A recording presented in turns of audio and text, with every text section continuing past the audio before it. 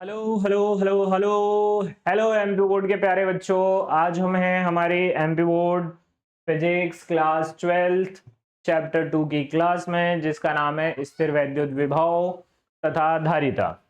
देखो, आज हम जो एक्चुअल में दो चैप्टर्स के मतलब यूनिट 1 की जो सेकंड चैप्टर है उसके बारे में हम बात करने वाले हैं, जिसको आज हम स्टार्ट करेंगे और देखते हैं कि क्या क्या है इस चैप्टर में, किसके बारे में पढ़ना है, क्या रियल लाइफ से रिलेटेड है उसके बारे में भी हम बात करेंगे। क्या ऐसी कोई चीज़ है जो हमारे आसपास भी दिखाई देती है जिसका हम कहीं ना कहीं इस्तेमाल करते हैं, वो उन सब चीज़ों को देखते हुए हम पढ़ते हैं। ठीक है, बात कर रहे हैं स्थिर वैद्युत की, मतलब अभी भी जो आवेश है उसको स्थिर रखना है। स्थिर मतलब आवेश जो है उसको चलाने के लिए हम खुद काम करेंगे। आवेश जो है वो खुद से नहीं चलने वाला अभी भी। ठीक है, स्थिर विद्युत विभव में भी स्थिर विद्युत है, इसका मतलब ये है कि आवेश अभी भी रुका हुआ है। केवल और केवल हम उसके ऊपर काम करेंगे, एक जगह से उसको कहाँ ले जाने के लिए, दूसरी जगह ले जाने के लिए, है ना।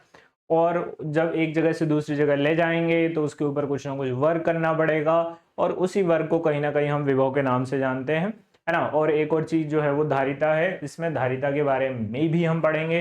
ठीक है, तो दोनों टॉपिक्स को जो है वो हम इस चैप्टर में कवर करने वाले हैं। चलो देखते हैं, जल्दी फटाफट चलते हैं। बात हो रही है फर्स्ट पॉइंट की कि हमें पढ़ना क्या क्या है, उसको डिस्कस कर लेते हैं। ठीक है, जल्दी देखते हैं भाई क्या क्या डिस्कस करना है हमें आज। ठीक है, क्या क्या है इस चैप्टर में, उन टॉपिक्स की बात कर लें फिर आगे बढ़ते हैं।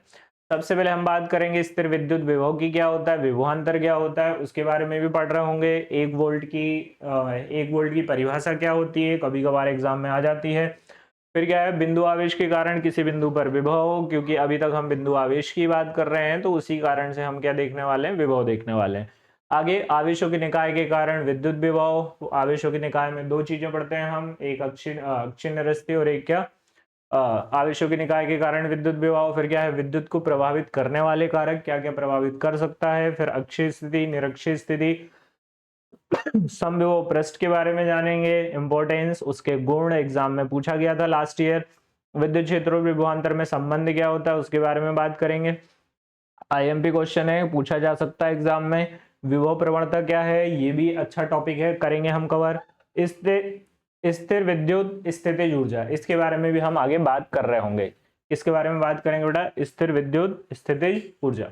आगे चलेंगे, स्थिर विद्युत आवरण क्या होता है, पराविद्युत और इसके प्रकार के बारे में पढ़ेंगे। ध्रुवण और ध्रुवण सदिश के बारे में बात कर रहे होंगे। पराविद्युत सामर्थ्य क्या होता है, विद्युत धारिता क्या होती है, गोली चालक की धारिता क्या होती है, समांतर प्लेट संधारित्र है क्या, आंशिक रूप से पराविद्युत पदार्थ की उपस्थिति में समांतर प्लेट संधारित्र की धारिता और संधारित्र के दोनों संयोजन, और लास्ट में विद्युत क्षेत्रों का ऊर्जा घनत्व।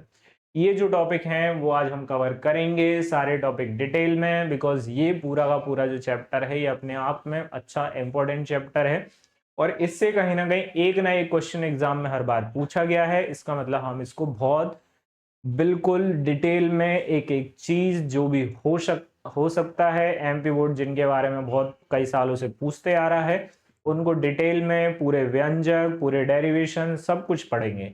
बट साथ में हम क्या करेंगे, थोड़ी बहुत जो है वो इंग्लिश में भी पढ़ेंगे, बिकॉज आप सबको पता है कि जब आप कॉलेज जाओगे तो आपको थोड़ी बहुत इंग्लिश भी पढ़नी पड़ेगी।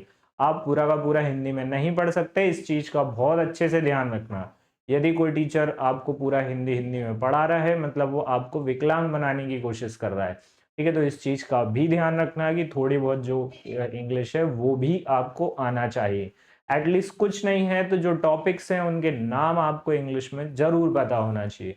नहीं तो होगा क्या कि जिस दिन आप कॉलेज में जाएंगे उस दिन आपके साथ ये बहुत बड़ी दिक्कत हो जाएगी, क्योंकि वहां पे आपको पता तो होगा बट वो सब हिंदी में पता होगा, बट कॉलेजेस में हिंदी बहुत कम देखने को मिलती है। जैसे आप जब भी इंजीनियरिंग करेंगे, चाहे आप नीट से कोई डॉक्टर बन रहे हैं या फिर कोई नर्सिंग कर रहा है, कुछ भी कर रहा है, बी फार्मा कर रहा है, वहाँ बहुत रेयर केस में हिंदी देखने को मिलती है। भले ही आप हिंदी मीडियम से पढ़ रहे हैं, बहुत अच्छी बात है, ठीक है, बट फिर भी कोशिश यही करना है कि हमें थोड़ी बहुत जो है वो इंग्लिश भी पढ़ते रहना है। ठीक है, क्लासेस पूरी हिंदी में है, बट हाँ हम जो टॉपिक्स हैं एटलीस्ट उनके नाम जो है वो इंग्लिश में जरूर याद करें, तो this will very important to you in the for the future also। okay, तो करते हैं, स्टार्ट करते हैं बेटा क्लास, जल्दी फटाफट चलते हैं। पहला टॉपिक देखते हैं, क्या बात हो रही है? स्थिर वैद्युत विभव। चलो भाई पहला टॉपिक ले लेते हैं, स्थिर वैद्युत विभव किसको बोलते हैं? स्थिर वैद्युत विभव किसी एकांक धनावेश को, किसको उठाना है बेटा? एकांक धनावेश। क्या बोलते हैं उसको? क्यू नॉट को अनंत मतलब इंफिनिटी से विद्युत क्षेत्र के किसी बिंदु तक लाने में किया गया कार्य, जिसको हम डब्ल्यू बोलते हैं, उस बिंदु का विभव कहलाता है। क्या बात है भाई? हमारे पास कोई चार्ज है, हमें पता है उसके पास यदि चार्ज है, चाहे वो प्लस हो चाहे माइनस हो, तो इसके आसपास अपनी एक क्या होती है बेटा? फील्ड होती है। इसके बारे में हम पहले भी बात कर चुके हैं ना। इसके लिए हमने एग्जाम्पल लिया था भगवानों वाला। कैसा भगवानों वाला एग्जाम्पल लिया था कि भाई जो भगवान होते हैं उनके आसपास अपना क्या होता है? एक अपना बोल सकते हो कि उनके पास अपना एक ऑरा होता है, ऐसी बहुत सारी फील्ड निकल रही होती है। तो हम मान के चलते हैं कि हम किसके बारे में बात कर रहे हैं? किसी भगवान के बारे में बात कर रहे हैं। तो जो भगवान है वो अभी फिलहाल में क्या है? आपका आवेश। क्या है बेटा? आवेश। ठीक है। तो जो आवेश है उसके चारों ओर क्या होता है? एक क्षेत्र होता है जहां तक वो क्या करता है? अपना इन्फ्लुएंस बता सकता है कि भाई यदि तुम मेरे पास आए तो मैं तुमको धक्का देके भगा दूंगा या तो अपनी तरफ खींच लूंगा। दोनों में से कोई एक चीज हो सकती है। या तो वो क्या करेगा भाई? धक्का देख के भगाएगा, या फिर क्या करेगा? यदि पास में आया तो उसको अपनी तरफ क्या करेगा? खींचेगा। दोनों में से कोई एक कंडीशन हो सकती है। ठीक है। बट हमने क्या करा कि भाई हमने उठाया इंफिनिटी से एक चार्ज को जिसका नाम क्या है? टेस्ट चार्ज, और उसको उठा के इस पॉइंट पर रख दिया। तो इसको जब यहां से यहां तक लाए तो मुझे कुछ ना कुछ क्या करना पड़ा बेटा? वर्क करना पड़ा। क्या करना पड़ा बेटा? वर्क। और वो जो वर्क डन है उसी को ये लोग क्या बोल रहे हैं? यहाँ पर पोटेंशियल बोल रहे हैं। आगे बात समझ में? इसी को क्या बोल रहे हैं बेटा? स्थिर वैद्युत विभव बोला जा रहा है, जिसको हम किस नाम से जानते हैं बेटा? Electrostatic potential. क्या बोलते हैं बेटा? इलेक्ट्रोस्टैटिक पोटेंशियल, है ना। तो इसके बारे में हम बात कर रहे हैं। ठीक है भाई। चलो आगे देखते हैं किसी एकांक धनावेश को। एकांक धनावेश किसको बोलते हैं बेटा? क्यू नॉट को। कहां से उठाना है? अनंत से विद्युत क्षेत्र के किसी बिंदु तक लाने में किया गया कार्य, उस बिंदु का क्या कहलाता है बेटा? विभव कहलाता है। किससे रिप्रेजेंट करते हैं बेटा इसको? V से रिप्रेजेंट करते हैं। किससे रिप्रेजेंट करते हैं? V से रिप्रेजेंट करते हैं। आगे चलते हैं। मान लेते हैं कि परीक्षण आवेश Q नॉट है और उसको अनंत से यहां तक लाने में कितना कार्य करना पड़ता है? W कार्य करना पड़ता है। तब उस बिंदु पर विभव कितना विभव होगा? तो सर विभव होगा, कितना काम कर रहे हैं? W काम कर रहे हैं। किसको उठा के ला रहे हैं? एक टेस्ट चार्ज को। तो ये हमारा क्या हो जाएगा भैया? यहाँ से फॉर्मूला कितना बनेगा? V equal to W upon Q not. कितना बनेगा बेटा? V equal to W upon Q not. आगे लिखा हुआ है इसका ऐसे मात्रक क्या है बेटा? वोल्ट है। ये भी ध्यान रखना है। और ये कैसी राशि है? ये अदिश राशि है। दो तरीके की राशि होती है, एक सदिश होती है और एक अदिश होती है। सदिश राशि किसको कहते हैं? सदिश राशि सर उसे कहते हैं जिसके पास परिमाण के साथ साथ क्या होता है? परिमाण के साथ साथ क्या होती है सर? डायरेक्शन भी होती है, दिशा भी होती है। तो उसे हम किस नाम से जानते हैं? सदिश के नाम से। बट अदिश के पास क्या होती है बेटा? अकेले परिमाण होता है, दिशा नहीं होती है। इसका मतलब विभव के पास दिशा नहीं होती है, केवल और केवल ये किसी एक पॉइंट के बारे में जो है वो यहाँ पर बात कर रहे होंगे। आगे बात समझ में? तो यहां से हमारे पास मोस्ट इंपोर्टेंट फॉर्मूला ध्यान रखना, V इक्वल टू कितना? W अपॉन क्यू नॉट, या फिर V इक्वल टू कितना? W upon Q. ठीक है, ये भी आप ध्यान रख सकते हैं। अब हम आगे की तरफ चलते हैं। स्थिर वैद्युत विभव के बाद की जो कहानी है वो क्या है ना, उसको देखते हुए। उसको देख रहे हैं भाई, क्या लिखा हुआ है? विभवांतर। विभवांतर को हम बोलते हैं बेटा पोटेंशियल डिफरेंस। किस नाम से जानते हैं? इसे जानते हैं हम पोटेंशियल डिफरेंस के नाम से। विभवांतर का मतलब क्या है? तो हमारे पास कोई दो बिंदु हैं, उस दो बिंदुओं के बीच के विभव के अंतर को विभवांतर कह सकते हैं। क्या लिखा है? किसी विद्युत क्षेत्र में एकांक धन आवेश एक बिंदु से दूसरे बिंदु तक ले जाने में किया गया कार्य उन बिंदुओं के बीच विभवांतर कहलाता है। ठीक है। क्या बात हो रही है कि अभी तक हम क्या कर रहे थे? अनंत से किसी बिंदु को, अनंत से परीक्षण आवेश को किसी बिंदु तक ला रहे थे। बट इस बार क्या है? एक बिंदु से दूसरे बिंदु तक ले लेके जाना है। तो क्या लिखा हुआ है? माना परीक्षण आवेश Q नॉट को विद्युत क्षेत्र में A से B तक लाने में W कार्य करना पड़ता है, तब दोनों के बीच विभवांतर। मान लेते हैं हमारे पास ये यहाँ पर टेस्ट चार्ज है, सॉरी चार्ज है जिसका नाम क्या है? Q। अब यहाँ पर एक पॉइंट ए है और यहाँ पे पॉइंट क्या है बेटा, बी है। तो कुछ यहाँ का भी विभवांतर होगा, कुछ यहाँ का होगा, क्योंकि अनंत से तो हम इसको भी लेके आए, जब अनंत से यहाँ तक लेके आए तो मान लेते हैं यहाँ का विभवांतर VA और यहाँ का विभवांतर कितना है बेटा, VB। यहाँ से यहाँ तक लाने में मैंने W कार्य किया, तो सीधी बात है यहाँ का विभवांतर ज्यादा हो गया और यहाँ का क्या हो गया, कम हो गया। तो क्या विभवांतर बनेगा, तो विभवांतर बनेगा सर W/Q0। किस किस के बीच में लाना है, तो सर ये लाना है मुझे VB से किसके बीच में, VA के बीच में। तो V का फॉर्मूला क्या हो जाएगा बेटा, VB माइनस क्या, VA, है ना। ये बनेगा हमारा विभवांतर का फॉर्मूला। क्लियर है बात। एक और चीज यहाँ पर मैं आपको बताना भूल गया कि भैया जो विभव होता है वो दो तरीके का होता है, एक तो पॉजिटिव और एक क्या, नेगेटिव। एक पॉजिटिव और एक क्या, नेगेटिव। तो ध्यान क्या रखना है, ध्यान ये रखना है सर पॉजिटिव चार्ज की वजह से विभव भी पॉजिटिव आएगा। विभव कैसा होगा बेटा, पॉजिटिव होगा। पॉजिटिव चार्ज की वजह से विभव कैसा रहेगा, पॉजिटिव। और नेगेटिव चार्ज की वजह से विभव भी नेगेटिव होगा। इस चीज को ध्यान रखना, ये एग्जाम में पूछा जा सकता है कि किस आवेश की वजह से विभव कैसा होता है। तो धनावेश की वजह से जो विभव है वो भी कैसा होगा, धनात्मक होगा। और ऋणावेश की वजह से विभव कैसा होगा बेटा, ऋणात्मक होगा। इसके बाद हमने विभवांतर के बारे में बात करी है कि भाई दो बिंदु है हमारे पास, एक ए है बी है, तो मैंने यहां से यहां तक उठाया तो मैंने W कार्य किया। तो W का फॉर्मूला भैया, V का फॉर्मूला W/Q0। यहाँ का विभवांतर विभव कितना है, VB, और यहाँ का VA माइनस कर देंगे तो ये हमारा आंसर आ जाएगा। ठीक है, आगे चलते हैं। आगे देखते हैं भैया, 1 वोल्ट किसके बारे में बात कर रहे हैं, 1 वोल्ट के बारे में बात हो रही है। तो जब भी ऐसा कुछ 1 वोल्ट कुछ आए तो उसके पहले हमें फॉर्मूला पढ़ना पड़ेगा कि सर अभी हमने फॉर्मूला पढ़ा V इज टू कितना, W/Q0।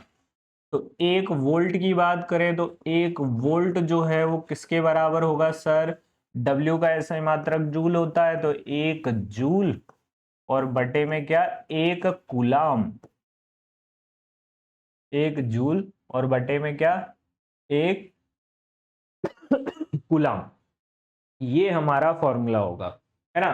तो यहां से देखते हैं जल्दी फटाफट क्या बोल रहे हैं। यदि 1 कूलाम आवेश को, वही बात हो रही है, 1 कूलाम आवेश को अनंत से विद्युत क्षेत्र के, कितने कूलाम आवेश को, 1 कूलाम आवेश को अनंत से विद्युत क्षेत्र के किसी बिंदु तक लाने में 1 जूल कार्य करना पड़ता है। कितना कार्य करना पड़ता है, 1 जूल। तो देखो 1 कूलाम आवेश को विद्युत क्षेत्र में एक बिंदु से दूसरे बिंदु तक लाने में 1 जूल कार्य करना पड़ता है। तो उन दोनों बिंदुओं के बीच 1 वोल्ट क्या होता है बेटा, विभवांतर होता है। ठीक है, यदि आपको क्या करना है, अनंत से या फिर किसी एक बिंदु से दूसरे बिंदु तक ले जाने में, एक ये पॉइंट है और एक ये पॉइंट है। ठीक है, एक बिंदु, कितने कूलाम आवेश को, 1 कूलाम आवेश को एक बिंदु से दूसरे बिंदु तक ले जाने में कितना कार्य करना पड़ता है, 1 जूल कार्य करना पड़ता है। तो उसे हम क्या बोलते हैं बेटा, 1 वोल्ट बोलते हैं। तो यहां से फॉर्मूला क्या मिल गया कि 1 वोल्ट जो है वो किसके बराबर होगा, तो 1 वोल्ट बराबर मिल गया बेटा किसके, 1 जूल और बटे में क्या, 1 कूलाम। ये हमारा फॉर्मूला हो जाएगा, है ना, ध्यान रखना। ठीक है, क्या करना है, एक बिंदु से दूसरे बिंदु तक लाने में इसको, 1 कूलाम आवेश को एक बिंदु से दूसरे बिंदु तक लाने में कितना कार्य करना पड़ता है। यदि हमें 1 जूल कार्य करना पड़ रहा है तो हम बोल सकते हैं कि उसका जो दोनों बिंदुओं के बीच जो विभवांतर है वो कितना होगा बेटा, 1 वोल्ट होगा। ठीक है, आगे चलते हैं, क्या है इसके बाद की कहानी देखते हैं। यहां से आपका एक डेरिवेशन है जो क्या है, बिंदु आवेश के कारण किसी बिंदु पर विद्युत विभव का व्यंजक। ठीक है, अब जो है वो इंपॉर्टेंट क्वेश्चन आया है, कुर्सी की पेटी बांध लीजिए, लंबा चौड़ा क्वेश्चन है। तो जो है वो हम इसको फटाफट करने की कोशिश करेंगे। ठीक है, चल आ जाओ भाई। माना बिंदु आवेश O, माना बिंदु O पर +Q बिंदु आवेश स्थित है, उससे r दूरी पर एक बिंदु P है जिस पर विभव ज्ञात करना है। A और B दो अत्यंत निकटवर्ती बिंदु हैं जिनके बीच की दूरी dx है। तो जैसा जैसा बोला है वैसा वैसा हम बना लेते हैं। ठीक है, मान लेते हैं कि ये हमारा यहाँ पे पॉइंट O है जिसपे अभी फिलहाल हमने कितना +Q चार्ज रखा है। थोड़ी दूर आगे जाएंगे तो एक ए है और एक क्या है, बी है। ए, ये यहाँ से जो ए है उसकी जो दूरी है वो कितनी मान लेते हैं, तो यहाँ से यहाँ तक की दूरी कितनी बोली है बेटा, एक्स। यहाँ से यहाँ तक की दूरी कितनी है, एक्स। बट आर दूरी पर भी एक बिंदु है जिसका नाम क्या है बेटा, पी। तो यहाँ से यहाँ तक की जो दूरी है वो कितनी लेंगे बेटा, हम पी लेंगे। और ए और बी के बीच की भी डिस्टेंस दे रखी है विच इज dx। कितनी दे रखी है, dx। तो पहले हम क्या छोटा सा काम करेंगे, फिर हम इंफिनिटी से किसी ऑब्जेक्ट को उठा के कहाँ रखने की कोशिश करेंगे, पॉइंट पी पे। तो पहले हमेशा क्या करना होता है, जब भी ऐसे क्वेश्चन आए तो हम क्या करते हैं, हमेशा से पहले छोटा सा काम करते हैं फिर बड़ा काम करते हैं। कैसे काम करते हैं सर, पहले हम जब एस के वेलोसिटी पढ़ रहे थे, पलायन वेग पढ़ रहे थे, तो यहाँ से पृथ्वी सतह से किसी ऑब्जेक्ट को मुझे ऊपर की तरफ कहीं ले जाना है, एच हाइट या किस पे ले जाना है, तो पहले हम उसको थोड़ी सी जगह पे काम कराते थे। ए से बी तक ले जाने में कितना कार्य करना पड़ेगा, किसके विरुद्ध काम करना पड़ेगा, एफ के जो क्या था हमारा, एफ के जो क्या था हमारा, जीएमएम अपॉन में क्या, जीएमएम अपॉन में क्या, एक्स स्क्वायर या आर स्क्वायर, ये जो हमने पढ़ा था जीएमएम अपॉन में क्या, आर स्क्वायर है ना। पहले हमने इसके अपोजिट काम किया, फिर जो है वो आगे की कहानी पढ़ी। तो सेम यहाँ पर भी हम कोशिश करेंगे, है ना, पलायन वेग की तरह ही काम करने की। ठीक है, तो अभी हमने फिलहाल में एक डायग्राम बनाया है जिसमें हम देख रहे हैं क्या क्या लिया है हमने। एक प्लस क्यू ओ पर, बिंदु ओ पर प्लस क्यू आवेश रखा है, उससे आर दूरी पर, कितनी दूरी पर बेटा, आर दूरी पर एक बिंदु पी है। आर बिंदु पर क्या है बेटा, एक बिंदु पी है, जिसकी हमें क्या निकालनी है, जिसकी हमें क्या निकालनी है भैया यहाँ पे, जिसकी हमें निकालनी है क्या, आर दूरी पर स्थित है एक बिंदु पी, जहां पर हमें क्या निकालना है, अभी विभव निकालना है। कितनी दूरी पर निकालना है, आर दूरी पर। जल्दी आ जाओ, जल्दी फटाफट देखते हैं कितनी डिस्टेंस है भैया, dx डिस्टेंस है। तो सबसे पहले मैं जो पता कर रहा हूँ वो पता कर रहा हूँ कि ये जो बिंदु A है इस पर कितना जो है वो विभव काम करेगा, है ना, या फिर कितना वर्क करना पड़ेगा, है ना, उसके बारे में बात करते हैं। तो मैंने बोला कि सर ए पे यदि कोई बिंदु है तो मान लेते हैं कि उस पर कुछ ना कुछ बल लग रहा होगा, और वो बल कितना होगा, तो सर वो बल कितना होगा वो हमें बहुत अच्छे से पता है। कितना होता है सर बल, मान लेते हैं कि बिंदु ए पर अभी कौन सा आवेश रखा है बेटा, क्यू नॉट आवेश रखा है। कौन सा आवेश रखा है हमने, क्यू नॉट आवेश रखा है। कौन सा आवेश रखा है, क्यू नॉट आवेश यहाँ पर है। तो मैंने बोला कि बिंदु ए पर जो भी बिंदु ए पर जो भी हमने क्यू नॉट आवेश है उस पर कितना बल लग रहा है उसके बारे में बात कर लेते हैं। ठीक है, तो उसको लिखते हुए हम देख रहे हैं क्या आ जाएगा, प्लस क्यू आवेश के कारण, प्लस क्यू आवेश के कारण बिंदु ए पर लगने वाला बल। किसके ऊपर बल लगा रहे हैं बेटा, बिंदु ए पर लगने वाला बल, बिंदु ए पर लगने वाला बल। तो हमें पता है सर कि जो बल है उसका फॉर्मूला हम पढ़ के आए हैं। क्या पढ़ा, 1/4 pi epsilon not Q Q not upon में क्या सर, एक्स स्क्वायर। ये हमेशा हो जाएगा क्या, समीकरण नंबर 1। ये कहाँ से आया, तो सर हमने चैप्टर 1 जब हम पढ़ रहे थे तो हमने कूलाम के नियम के बारे में बात करी थी। किसके बारे में बात करी थी बेटा, कूलाम के नियम के बारे में हमने बात करी थी, जो क्या था हमारा 1/4 पाई क्यू क्यू नॉट अपॉन में एक्स स्क्वायर। और आगे चलते हैं और आगे की कहानी समझते हैं। जैसे ही हम आगे गए तो हमने बोला कि अब करो क्या, इस बल के विरुद्ध ए से बी तक किसी ऑब्जेक्ट को लेके जाओ, है ना। तो हमने क्या लिखा, इस बल के विरुद्ध, क्या लिखा बेटा, इस बल के विरुद्ध, इस बल के विरुद्ध, इस बल के विरुद्ध क्यू नॉट को ए से बी तक ले जाने में, ए से कहां तक ले जाना है, बी तक ले जाने में, किसमें भैया, ले जाने में किया गया कार्य, ले जाने में किया गया कार्य, ले जाने में किया गया कार्य। कितना कार्य करना पड़ेगा, तो सर हमें पता है कि छोटा सा काम करा है तो dw है, और साथ में क्या हो जाएगा, f dot dx, f dot क्या, dx। सर वेक्टर फॉर्म हटाइए, तो वेक्टर फॉर्म हटाते हैं तो f dx और साथ में क्या आ जाएगा cos थीटा। पर f और dx दोनों के बीच में कितने डिग्री का एंगल सर 180 डिग्री का एंगल। क्यों है? क्योंकि जो फोर्स है वो अपोजिट लगेगा, क्योंकि ये भी प्लस है और ये भी क्या है प्लस, तो इसके अपोजिट लगेगा। और हम डिस्प्लेसमेंट जो है वो इस साइड करा रहे हैं, और डिस्प्लेसमेंट यदि इस साइड करा रहे हैं तो एफ जो है वो यहाँ पर जो एंगल है वो कितने डिग्री का हो जाएगा 180 का। और जो cos 180 की वैल्यू होती है सर वो -1 होती है, तो मतलब आंसर कितना मिल गया माइनस का एफ डी एक्स। ये हमने क्या किया, एक छोटा सा काम जो है वो यहाँ पर कंप्लीट कर लिया, बहुत सारा काम नहीं करा। पहले हम कितना काम करते हैं बेटा, छोटा सा काम करते हैं। अब ये छोटे छोटे काम जो है वो हम जोड़ लेंगे।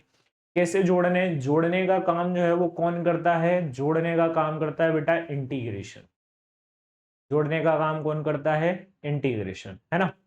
तो इंटीग्रेशन लगाते हैं कहां से कहां तक, इस बिंदु किसी एकांक धनावेश को अनंत से कहां तक लाना है, बिंदु P तक लाने में किया गया कुल कार्य। अब कहां से उठाना है, अनंत से। अतः अनंत से किससे उठाओ बेटा, अनंत से कहां तक लाना है, अनंत से बिंदु P तक लाने में, अनंत से बिंदु P तक लाने में,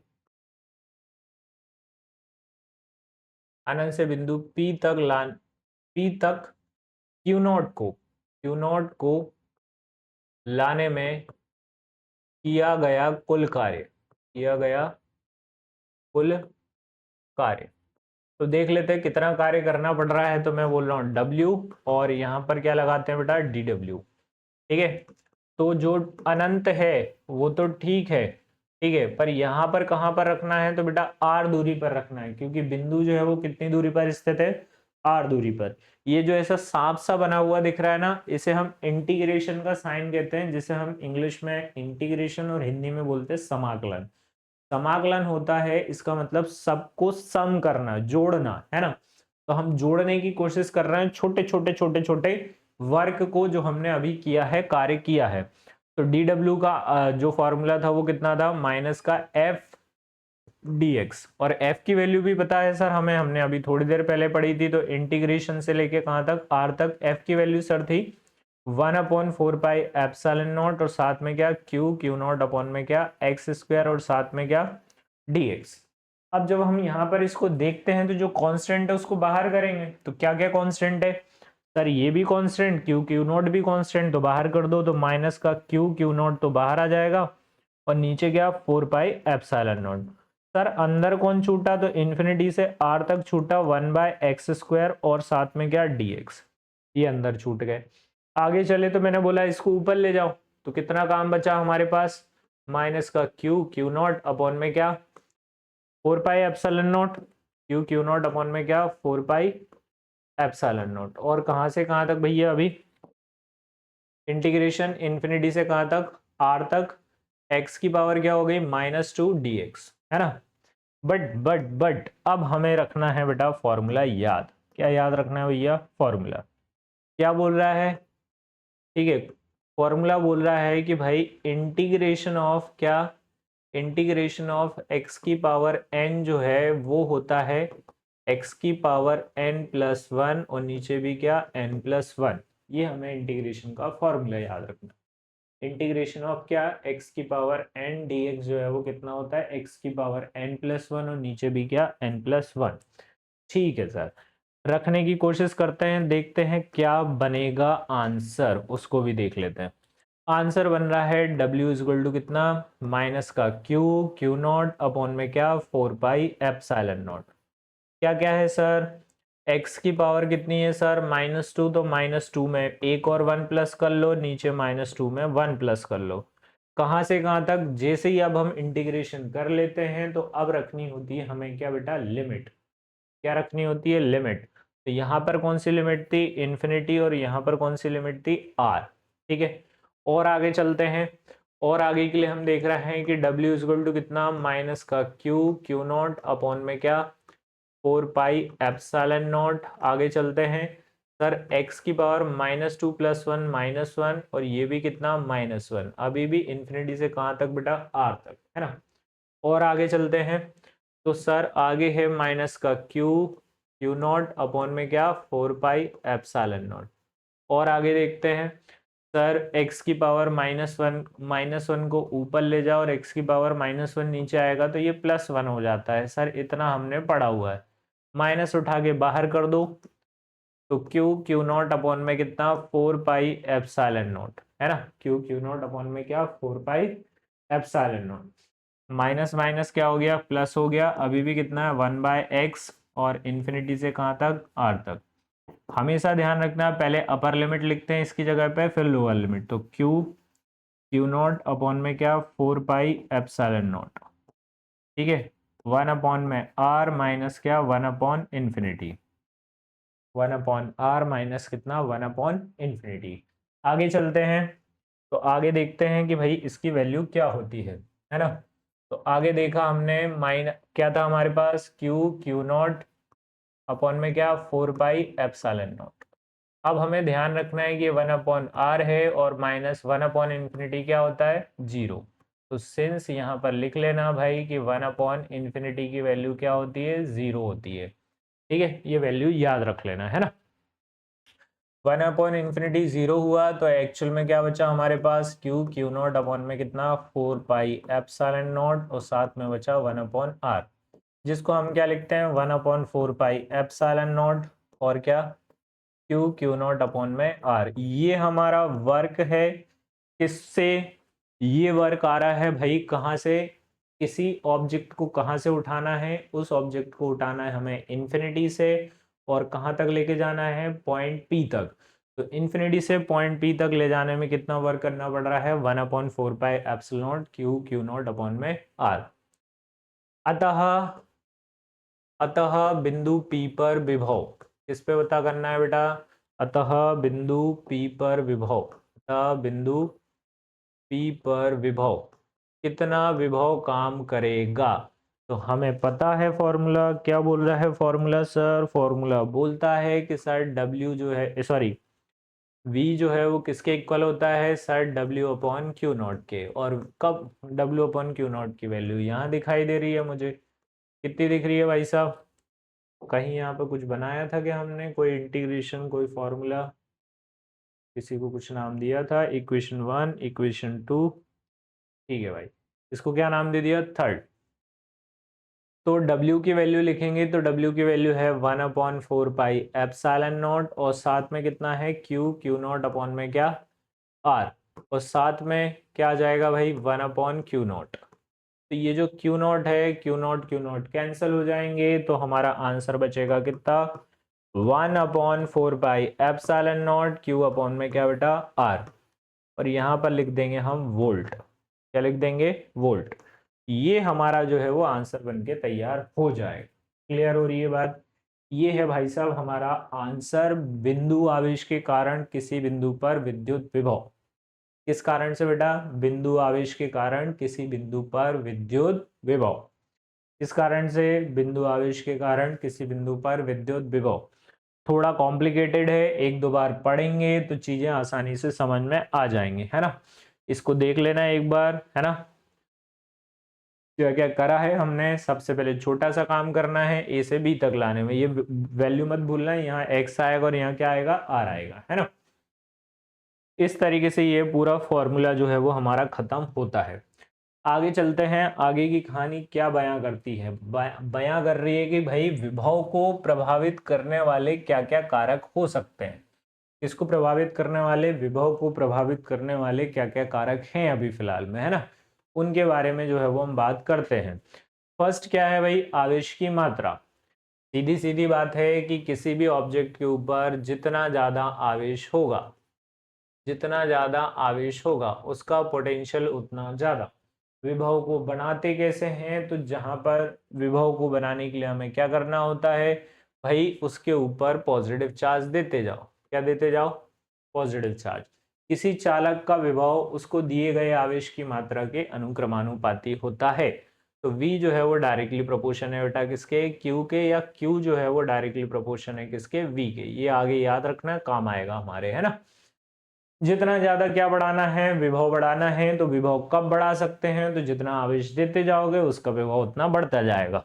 किसी चालक का आकार या क्षेत्रफल, आकार और क्षेत्रफल जो है वो व्युत्क्रमानुपाती होते हैं। इसका मतलब ये है कि हमें पता है कि यदि किसी ऑब्जेक्ट का आकार छोटा है तो उसका विभव जल्दी बढ़ाया जा सकता है, बट यदि किसी का आकार बड़ा है तो इसका विभव बढ़ाने में हमें थोड़ी परेशानी होगी। क्यों परेशानी होगी? क्योंकि इसको कम भी चार्ज दे दोगे तो भी चल जाएगा, बट इसको बहुत सारा चार्ज देना पड़ेगा तब जाके काम होगा। इसका मतलब ये है कि भाई साहब, छोटा यदि आकार क्षेत्रफल है तो उसको अपन क्या कर सकते हैं, जल्दी क्या कर सकते हैं भैया, विभव उसका बढ़ा सकते हैं। ठीक है, आगे चलते हैं। क्या लिखा है? किसी चालक का आकार या क्षेत्रफल, किसी चालक का विभव उसके आकार या क्षेत्रफल के क्या होता है बेटा, व्युत्क्रमानुपाती होता है। तो v जो है वो डायरेक्टली प्रोपोर्शन होता है किसके बेटा, एरिया के।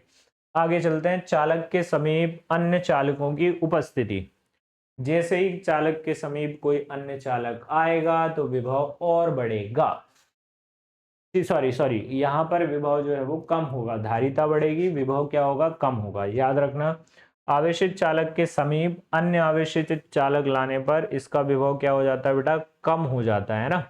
इसका मतलब यदि कोई और आसपास आएगा तो इसके विभव में क्या आएगा भैया, परिवर्तन आएगा, और परिवर्तन जो है वो क्या बोल रहा है कि विभव जो है वो क्या होगा बेटा, कम होगा, है ना। नेक्स्ट क्या लिखा हुआ है, चालक के परिता माध्यम। तो चालक के परिता माध्यम होने पर विभव का मान भी कम हो जाता है। ठीक है, ये भी ध्यान रखना कि मान के चलो कोई आसपास कोई माध्यम है चालक के आसपास, तो भी विभव कम होगा। कैसे पता करेंगे कम होने का? तो अभी हमने एक फॉर्मूला पढ़ा है, ठीक है बेटा। ये फॉर्मूला बताता है कि ये जो फॉर्मूला है ये है किसी एयर के लिए। किसके लिए फॉर्मूला है ये? एयर या वैक्यूम के लिए। एयर या फिर किसके लिए? वैक्यूम के लिए। यदि मान के चलो कि आवेश, यदि आवेश किस में रखा हो भैया, आवेश के पराविद्युतांक के, किस में रखा हो बेटा, के पराविद्युतांक के माध्यम में रखा हो। किस में रखा हो? के पराविद्युतांक के माध्यम में रखा हो, तो क्या फर्क पड़ेगा? माध्यम में रखा होगा तो बेटा इसे हमें डिवाइड करना पड़ेगा के से। तो v का मान बनेगा 1/4 पाई एप्सिलॉन नॉट इंटू में क्या, के, इंटू में कितना, q/r वोल्ट। ये बनेगा इसका आंसर। मतलब यदि माध्यम आएगा तो के से उसे क्या करना पड़ेगा बेटा, डिवाइड करना पड़ेगा। ठीक है, इसके बारे में और डिस्कस कर लिया है। आगे चलते हैं। अक्षीय स्थिति में विद्युत द्विध्रुव के कारण किसी बिंदु पर विद्युत विभव, किसमें बेटा, अक्षीय स्थिति में विद्युत द्विध्रुव के कारण किसी बिंदु पर विद्युत विभव, क्या किसी को याद है? क्या याद है? तो मैं पूछ रहा हूं कि भैया द्विध्रुव क्या होता है। इसके बारे में बात हो रही है, द्विध्रुव के बारे में। द्विध्रुव या फिर इलेक्ट्रिक डायपोल। द्विध्रुव का मतलब है कि ध्रुव होना चाहिए, और वो भी कितने होना चाहिए, दो होना चाहिए। ध्रुव होना चाहिए और कितने होना चाहिए, दो होना चाहिए, है ना।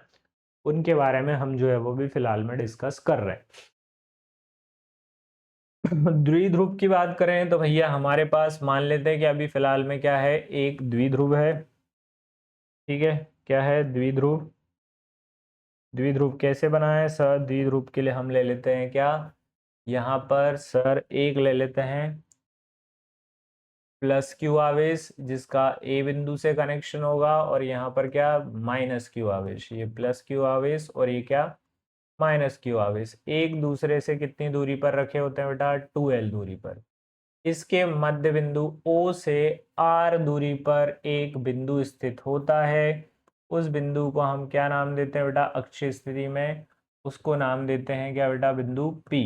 इस बिंदु P पर कितने डिस्टेंस पे, R डिस्टेंस पर।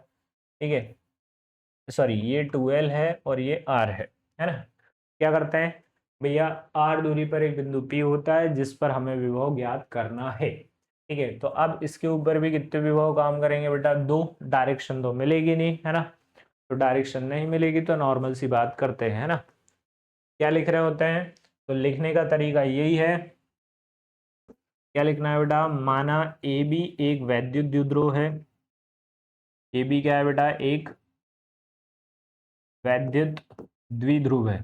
वैद्युत क्या है, द्विध्रुव है, जो किससे मिलकर बना है, जो प्लस क्यू और माइनस क्यू आवेश से मिलकर बना है। किससे मिलकर? माइनस क्यू आवेश से मिलकर बना है।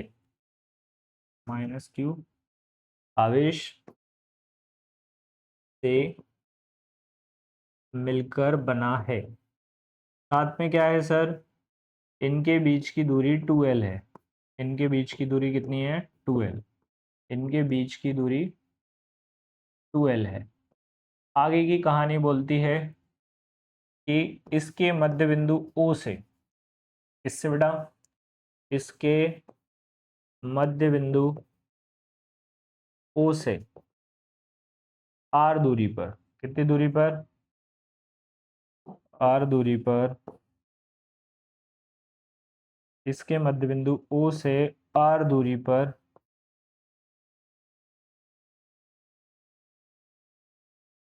कौन सी स्थिति में? अक्षीय स्थिति में। इसमें बेटा अक्षीय स्थिति में एक बिंदु P है, जिस पर क्या करना है? जिस पर विद्युत क्षेत्र की तीव्रता ज्ञात करनी है। जिस पर विद्युत सॉरी जिस पर विद्युत क्या ज्ञात करना है बेटा? विद्युत विभव ज्ञात करना है। ये कहानी बेटा सब बार लिखनी पड़ती है, चाहे कुछ भी कर लो, है ना।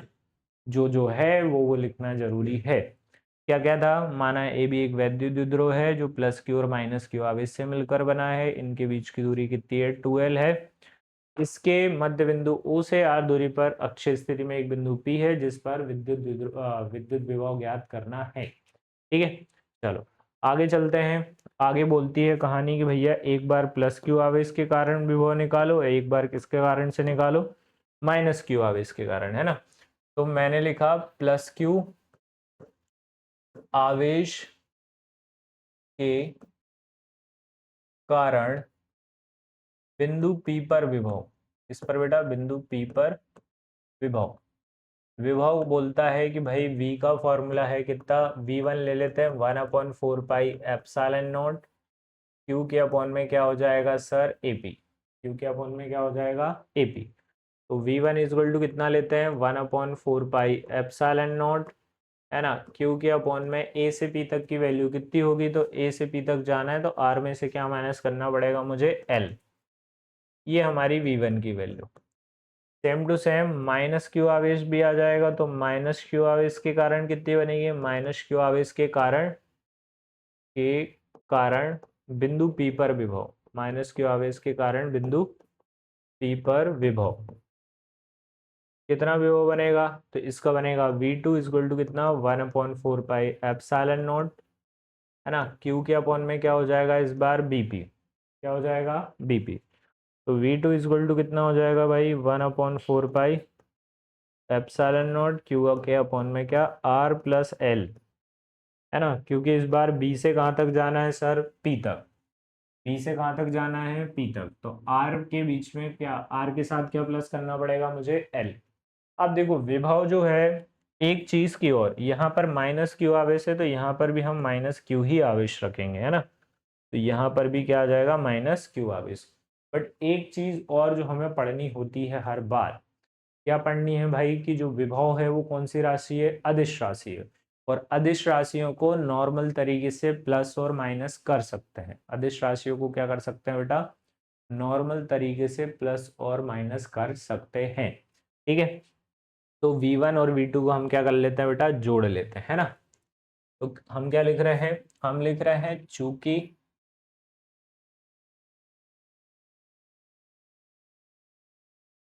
चूंकि विभव कैसी राशि है बेटा? विभव एक अदिश राशि है। विभव एक कैसी राशि है बेटा? अदिश राशि है।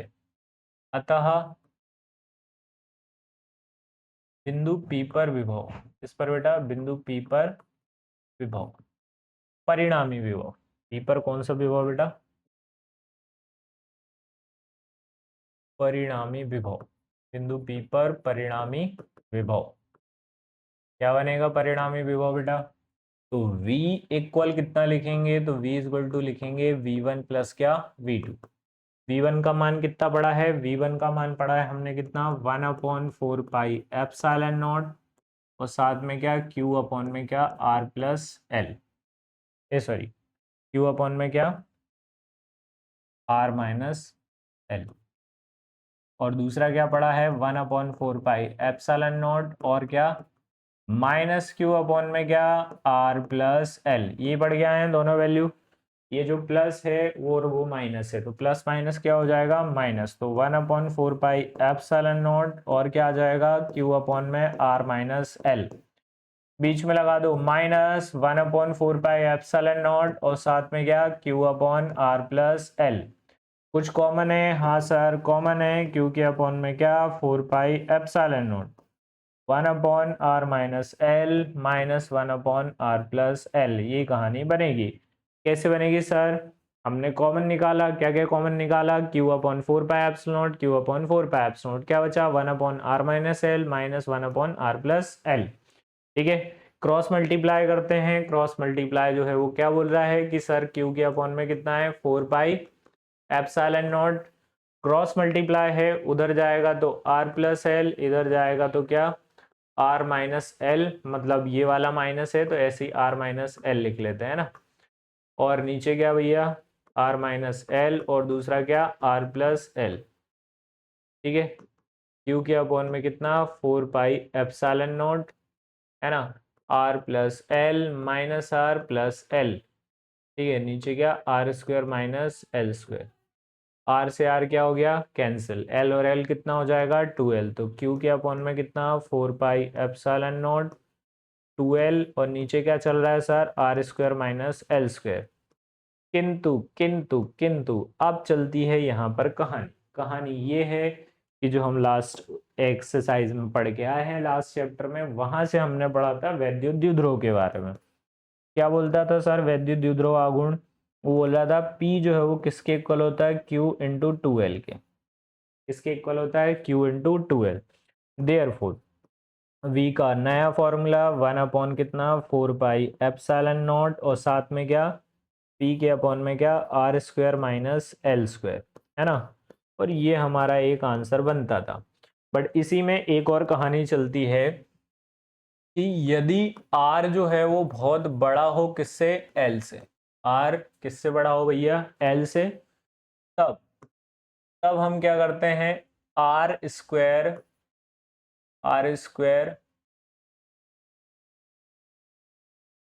तब एल स्क्वायर को नगण्य मानने पर, एल स्क्वायर को क्या मानने पर बेटा नगण्य मान लेते हैं। नगण्य क्या कर लेते बेटा मान लेते हैं। अब ये यदि नगण्य है इसका मतलब हमें इसकी कोई जरूरत नहीं है, जरूरत नहीं है तो हटा दो। तो v इक्वल टू कितना आ जाता है 1/4 पाई एप्सिलॉन नॉट और साथ में क्या आएगा, साथ में आएगा P अपॉन में क्या R स्क्वायर और साथ में क्या आ जाएगा बेटा volt. Which is our answer, which is our answer. ठीक है, फिर वही कहानी है भाई कि यदि इसको किस में रखा हो, यदि के पराविद्युत माध्यम हो, क्या हो बेटा एक के पराविद्युत माध्यम हो।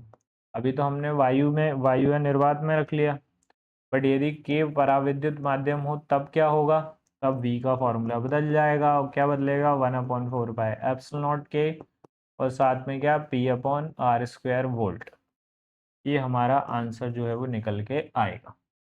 क्लियर है बात, है ना। एग्जाम में पूछा गया है, इसका मतलब हम इसको कर सकते हैं। कौन सी स्थिति बोलते हैं इसको सर? इसे बोलते हैं कौन सी स्थिति? अक्षीय स्थिति। कौन सी स्थिति कहते हैं? इसे कहते हैं अक्षीय स्थिति। कौन सी स्थिति भाई? अक्षीय स्थिति। याद हो जाएगा, दोनों बार करना है, ये इजी है, उससे तो इजी है जो अपन करके आए हैं। माना ए बी एक वैद्युत द्विध्रुव है जो प्लस क्यू और माइनस क्यू आवेश से मिलकर बना है, जिनके बीच की दूरी 2L है। इसके मध्य बिंदु O से R दूरी पर एक बिंदु P है जिस पर विभव ज्ञात करना है। ठीक है। सबसे पहले प्लस क्यू आवेश के कारण बिंदु पी पर विभव, फिर माइनस क्यू आवेश के कारण बिंदु पी पर विभव। विभव कैसी राशि है सर? विभव जो है वो कौन सी राशि है? अदिश राशि है, और अदिश राशि है तो नॉर्मल तरीके से प्लस और माइनस कर सकते हैं, है ना। नॉर्मल तरीके से प्लस माइनस कर लिया है हमने, और जो हमारा आंसर है वो निकल के ये आया है। ठीक है सर, एक अक्षीय स्थिति हो गया। अब कौन सी स्थिति देखते हैं? निरक्षीय स्थिति। कौन सी स्थिति? निरक्षीय स्थिति। निरक्षीय स्थिति बोलती है, निरक्षीय स्थिति क्या बोलती है सर? निरक्षीय स्थिति बोल रही है कि इस बार जो है वो वैद्युत द्विध्रुव के किस में रखना है? वैद्युत द्विध्रुव के रखना है भाई साहब हमें, किसमें? वैद्युत द्विध्रुव के रखना है। कौन से? आर दूरी पर निरक्षीय स्थिति में किसी बिंदु P, कोई बिंदु P लेना है जिस पर हमें विभव ज्ञात करना है। कितनी दूरी पर लेना है भैया? आर दूरी पर एक बिंदु P लेना है जिस पर क्या करना है? मुझे विभव ज्ञात करना है। ठीक है, क्या लेना है? आर दूरी पर एक बिंदु P लेना है जिस पर क्या ज्ञात करेंगे? हम विभव ज्ञात करेंगे। ठीक है, आर दूरी पर एक बिंदु P लेंगे तो उस पर क्या ज्ञात करेंगे बेटा? हम विभव ज्ञात करेंगे। ठीक है, ठीक है, मान लेते हैं कि ये हमारा क्या है भाई? ये हमारा एक अभी फिलहाल में एक वो है, क्या बोलते हैं, विभव है, या फिर हमारा वैद्युत द्विध्रुव है। ठीक है, उसको थोड़ा सा अपन कोशिश करते हैं बढ़ाने की। ठीक है, ये हो गया हमारा। और कुछ लेना है भाई? ऐसे कुछ ले लो, ठीक है भाई। चलो, ये हमारा यहाँ पर एक बिंदु O है। ठीक है, ये प्लस क्यू आवेश रख लेते हैं यहाँ पे। यहाँ पर कौन सा आवेश रख लेते हैं? Minus Q. O बिंदु से R दूरी पर एक बिंदु लिया है हमने P, जिस पर विद्युत विभव ज्ञात करना है। ठीक है, अब ये L है, ये भी क्या है? L है। यहाँ पर थीटा है, यहाँ पर क्या है बेटा? थीटा। अब सबसे पहले क्या लिखते हैं? सबसे पहले लिखते हैं हम वही वाली कहानी जो पूरी की पूरी है। माना ये भी एक वैद्युत द्विध्रुव है जो किससे मिलकर बना है? प्लस क्यू और माइनस क्यू आवेशों से मिलकर बना है। ठीक है, ये कहानी नहीं छोड़ना है, ये आपको लिखते रहना है ना। ये नहीं छूटना चाहिए आपकी, है ना। चलो देखते हैं भाई। सबसे पहले कौन सा लेते हैं हम? प्लस क्यू आवेश। तो क्या लिया मैंने? प्लस क्यू आवेश। प्लस क्यू आवेश के कारण, प्लस क्यू आवेश के कारण बिंदु P पर विभव। इस पर बेटा? बिंदु P पर विभव। वो क्या बोल रहा है? V1 इजक्वल टू कितना सर? 1/4 पाई एप्सिलॉन नॉट, और कितना? Q के अपॉन में AP। इक्वेशन नंबर क्या? फर्स्ट। फिर क्या? माइनस क्यू आवेश के कारण बिंदु P पर विभव, तो माइनस क्यू आवेश के कारण बिंदु P पर विभव। माइनस क्यू आवेश के कारण बिंदु P पर विभव। कितना विभव बनेगा सर? वो बनेगा V2 इजक्वल टू कितना? 1/4 पाई एप्सिलॉन नॉट, और साथ में क्या? Q के अपॉन में क्या हो जाएगा सर? BP। इक्वेशन नंबर क्या? सेकेंड। क्योंकि विभव कैसी राशि है बेटा? विभव एक अदिश राशि है। विभव एक कैसी राशि है बेटा? अदिश राशि है। अतः बिंदु P पर परिणामी विभव, अतः बिंदु P पर कौन सा विभव बेटा?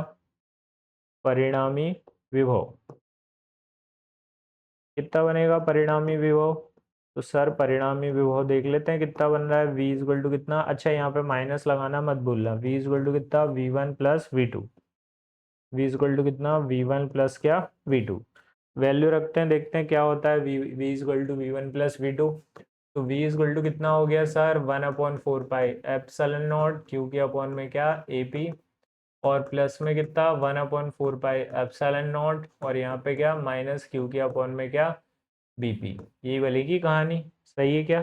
AP तो नहीं लिख लिया दोनों साइड, है ना। यहाँ पर BP रहा और वहाँ पे क्या रहा? AP।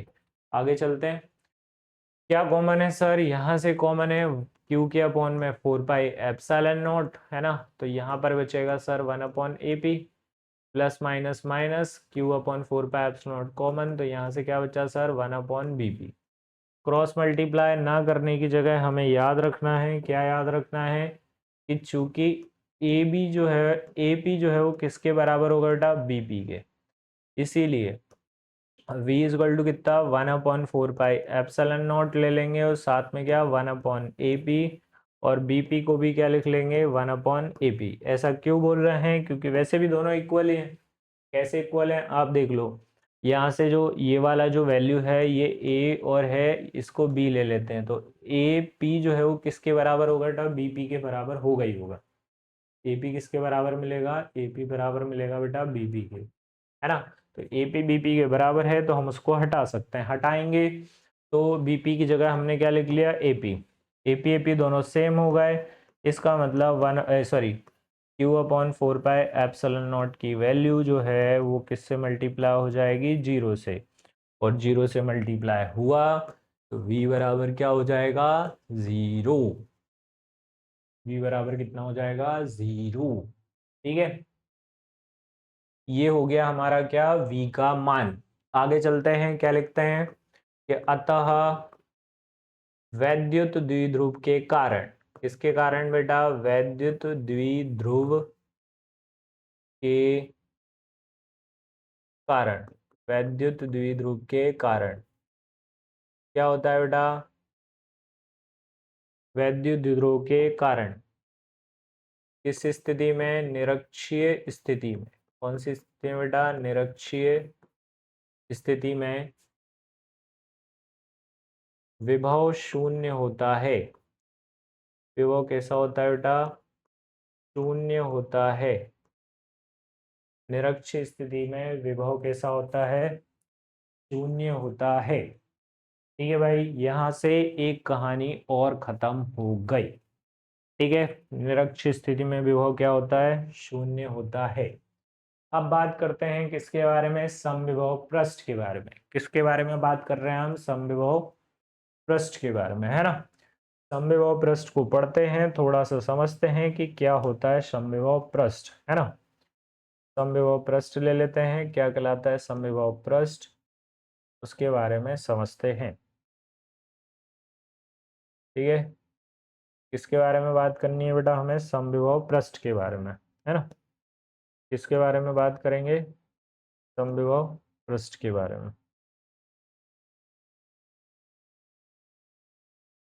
ठीक है, समविभव पृष्ठ होते क्या हैं उनके बारे में डिस्कस कर लेते हैं थोड़ा सा। ठीक है, समविभव पृष्ठ को डिस्कस करने के पहले मैं एक छोटा सा डायग्राम बना लूं ताकि आप लोगों को चीज़ें जो है वो क्लियर हो जाए। ठीक है, थोड़ा और, थोड़ा और, थोड़ा और भाई, थोड़ा और। ठीक है, चल जाएगा क्या, बताओ भाई, चलेगा।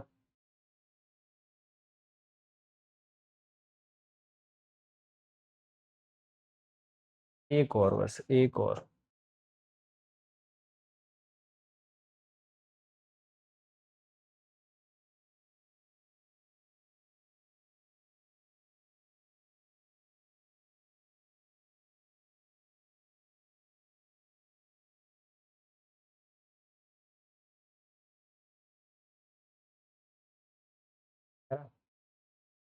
फ्रेम और मोटी कर लेते हैं, फिर हम जो है वो यहाँ से कहानी पढ़ना चालू करें। ठीक है, ये हमारा कुछ मैंने गोला वोला बनाए हैं, इसको और देख लेंगे अपन।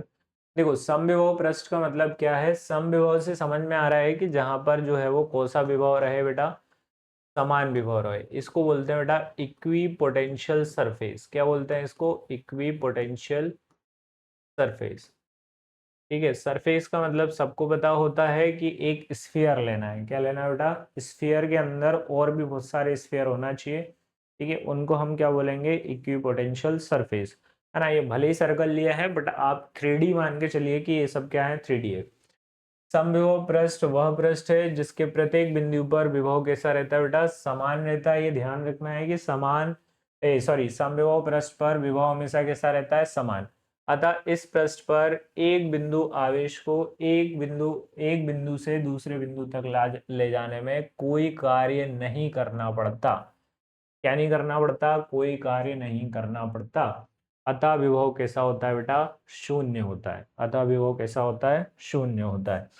ठीक है, तो एक डायग्राम के थ्रू हम समझने की कोशिश करेंगे जिससे कि आपको चीजें और ज्यादा तरीके से क्लियर हो जाएंगे, है ना। इससे आपको और अच्छे तरीके से चीजें जो है वो क्लियर होते हुए दिखाई देंगी। ठीक है, मान के चले कि हमारे पास क्या है कि एक आवेश है जो इसके केंद्र पर रखा है। ठीक है, तो अब इस आवेश की वजह से जो इसके केंद्र पर रखा है इसके आसपास क्या बनेगा, विभव बनेगा। बट हमने अभी थोड़ी देर पहले फॉर्मूला पढ़ा कि भाई v का जो मान है वो कितना होता है, 1/4 पाई एप्सिलॉन नॉट, और साथ में क्या q अपॉन में क्या r या कैपिटल R ले सकते हैं। अब R यदि कांस्टेंट हो जाए तो बाकी सब चीजें तो कांस्टेंट हैं। एक स्फीयर मान लें इसके आसपास, एक स्फीयर, दो स्फीयर, छोटे स्फीयर। यदि R कांस्टेंट तो V भी कैसा रहेगा बेटा, कांस्टेंट रह जाएगा। V भी क्या हो जाएगा, कांस्टेंट, क्योंकि आवेश तो कांस्टेंट ही है उसके लिए। तो इनको बोलते हैं बेटा समविभव पृष्ठ। और ये जो लाइनें दिखाई दे रही हैं जो मैंने बनाई हैं, ये जो दिख रही हैं, ये विद्युत क्षेत्र रेखाएं। ये क्या है बेटा, विद्युत क्षेत्र रेखाएं। तो समविभव पृष्ठ की ये कहानी है कि भैया इसके आसपास क्या होता है, विभव समान होता है, और समविभव पृष्ठ पर एक बिंदु से दूसरे बिंदु तक ले जाने में कोई कार्य नहीं करना पड़ता। अब ये इंपॉर्टेंट क्या है इसके अंदर, तो इंपॉर्टेंट है इसके क्या भैया, विशेषताएं। क्या विशेषताएं जो है वो है इसकी, समविभव पृष्ठ के गुण, या फिर हम किसके बारे में बात करते हैं, इसकी प्रॉपर्टीज के बारे में। याद रखना, समविभव पृष्ठ के प्रत्येक बिंदु पर विभव समान होता है। अभी हमने बात करी हर जगह विभव कैसा मिलेगा, सेम मिलेगा। आगे क्या है, पृष्ठ पर एक बिंदु से दूसरे बिंदु तक आवेश को ले जाने में कोई कार्य नहीं करना पड़ता। वर्क हमेशा कैसा होता है बेटा, 0 होता है, क्योंकि रेडियस भी सेम है तो वर्क भी कैसा रहेगा, सेम, क्योंकि घूमना तो वही है, आसपास ही घूमना है ना। जैसे विद्युत क्षेत्र रेखाएं एक दूसरे को नहीं काटती, वैसे ही क्या नहीं करते, समविभव पृष्ठ भी एक दूसरे को कभी नहीं काटते। और आगे विद्युत क्षेत्र रेखाएं समविभव पृष्ठ की कैसी होती हैं बेटा, लंबवत होती हैं। विद्युत क्षेत्र रेखाएं समविभव पृष्ठ की कैसी होती हैं, लंबवत होती हैं, ध्यान रखना है। विद्युत क्षेत्र रेखाएं समविभव पृष्ठ के लंबवत होती हैं। विद्युत क्षेत्र रेखाएं कैसी होती है बेटा, समविभव पृष्ठ के लंबवत होती हैं। ठीक है, तो ये भी एक चीज जो है वो हम ध्यान रख सकते हैं। चल आगे देखते हैं। आगे है विद्युत क्षेत्र की तीव्रता तथा विद्युत विभव में संबंध। ये थोड़ा सा इम्पोर्टेंट बोल सकते हैं, मैंने शुरुआत में ही बात करी थी कि ये एक इम्पोर्टेंट कहानी बनेगी, है ना। अब इसको करने के बहुत सारे तरीके हैं, पर जो हमें इजी लगेगा वो हम कर लेंगे। ठीक है,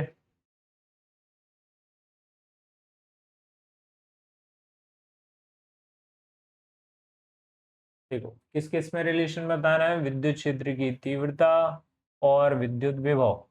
विद्युत क्षेत्र की तीव्रता E को बोलते हैं, विद्युत विभव V को बोलते हैं। E और V में संबंध बताना है, और E और V में संबंध बताना है, इसका मतलब कहानी जो है वो थोड़ी सी इंपॉर्टेंट चलनी चाहिए, है ना। क्या कहानी जो है वो बोलती है उसके बारे में हम डिस्कस कर रहे हैं, है ना। ठीक है, इसके लिए हमने मान लिया कि हमारा एक बिंदु O है, ठीक है, जिस पर प्लस क्यू आवेश रख लेते हैं। बिंदु O पर कौन सा आवेश रख लेते हैं बेटा, प्लस क्यू आवेश। इससे R दूरी पर, है ना, एक बिंदु है हमारा A। R दूरी पर एक बिंदु क्या है बेटा, A। ठीक है, यहां से हम मान लेते हैं कि यहां से यहां तक की एक बिंदु B ले लेते हैं, और यहां से यहां तक की जो दूरी है वो DR है। यहाँ से यहाँ तक की दूरी कितनी है, DR। अब इसके ऊपर एक बल लग रहा है, जिस बल को हम किस नाम से जान रहे हैं बेटा, F के नाम से जान रहे हैं। किस नाम से जान रहे हैं बेटा, F के नाम से। अब हमने बात करी है कि भाई प्लस क्यू के कारण F पर एक फोर्स लगेगा या फिर इलेक्ट्रिक फील्ड लगेगी, उसके बारे में हम जो है वो बात करेंगे। या फिर नहीं बात करना है तो किसके बारे में बात कर लेंगे, वर्क डन के बारे में। सबसे पहले तो लिखने की कोशिश करते हैं कि हमने क्या क्या करने की कोशिश करी है। क्या क्या करा है भैया, माना माना बिंदु O पर, किस पर बेटा, माना बिंदु O पर, बिंदु O पर प्लस क्यू आवेश स्थित है। बिंदु O पर क्या स्थित है बेटा, प्लस क्यू आवेश स्थित है। माना बिंदु A पर क्या, कौन सा आवेश स्थित है बेटा, प्लस क्यू आवेश स्थित है, ठीक है, प्लस क्यू आवेश स्थित है, ठीक है। हमारा बिंदु ऊपर क्या स्थित है बेटा, प्लस क्यू आवेश स्थित है। आगे चलते हैं यहाँ से यहाँ तक, ठीक है, प्लस क्यू आवेश स्थित है, इससे कितनी दूरी पर, आर दूरी पर, इससे आर दूरी पर एक बिंदु ए है, आर दूरी पर एक बिंदु ए है, ठीक है। तो अभी हम छोटा सा वर्क कर रहे हैं, केवल कहाँ से, ए से कहाँ तक ला रहे हैं, बी तक, है ना। तो यहाँ पर मान लेते हैं कौन सा आवेश है, क्यू नॉट आवेश, है ना। तो क्यू नॉट आवेश को, क्यू नॉट आवेश को ए से बी तक लाने में, क्यू नॉट आवेश को कहाँ से बेटा, ए से बी तक लाने में किया गया कार्य, ए से बी तक लाने में किया गया कार्य, कितना कार्य करना पड़ेगा। तो हमने बोला कि अभी हमने एक फॉर्मूला पढ़ा था वर्क का, क्या पढ़ा था, वर्क का फॉर्मूला, वर्क का सॉरी वी का फॉर्मूला, वी का फॉर्मूला पढ़ के आए थे, डब्ल्यू अपॉन में क्या, क्यू नॉट। ये लगा लेते हैं, तो डब्ल्यू इजल टू कितना हो जाएगा भैया, क्यू नॉट इंटू वी। छोटा सा काम करना है तो डी डब्ल्यू इजल टू कितना, Q not into D V. कितना काम कर लेंगे, Q not into D V. ये काम जो है वो यहाँ पर होगा। कितना काम कर लिया हमने, यहाँ पर करा एक छोटा सा काम जिसको हम बोल रहे हैं डी डब्ल्यू इजल टू कितना, Q not into D V. कितना बोल रहे हैं भैया, Q not into D V. D W किसके इक्वल होगा, Q not into D V के, है ना। समीकरण नंबर क्या नाम दे दो इसको, एक। अब हम बोल रहे हैं कि बिंदु ए पर जो विभव का सॉरी विद्युत क्षेत्र की तीव्रता के कारण जो बल लग रहा है वो कितना होगा। तो विद्युत क्षेत्र की तीव्रता के कारण, इसके कारण विद्युत क्षेत्र की तीव्रता के कारण, विद्युत क्षेत्र की तीव्रता के कारण बिंदु ए पर लगने वाला बल, इसके ऊपर बिंदु ए पर लगने वाला बल, कितना बल काम करेगा। तो सर F इजल टू कितना होगा, क्यू नॉट इंटू ई। कितना बल काम करेगा, F equal to Q not into E. अब इस बल के विरुद्ध काम करवा लो, तो इस बल के विरुद्ध किया गया कार्य, इस बल के विरुद्ध, इस बल के विरुद्ध बिंदु, इस बल के विरुद्ध किसको उठाना है बेटा, इस बल के विरुद्ध क्यू नॉट को ए से बी तक लाने में किया गया कार्य, कहाँ से, ए से बी तक लाने में किया गया कार्य।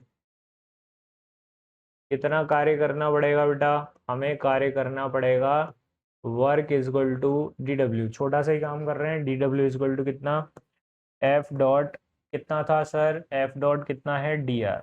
एफ डॉट क्या लिया मैंने, डी आर, है ना। एफ की वैल्यू रख लेते हैं सर, पहले तो वेक्टर फॉर्म हटाते हैं।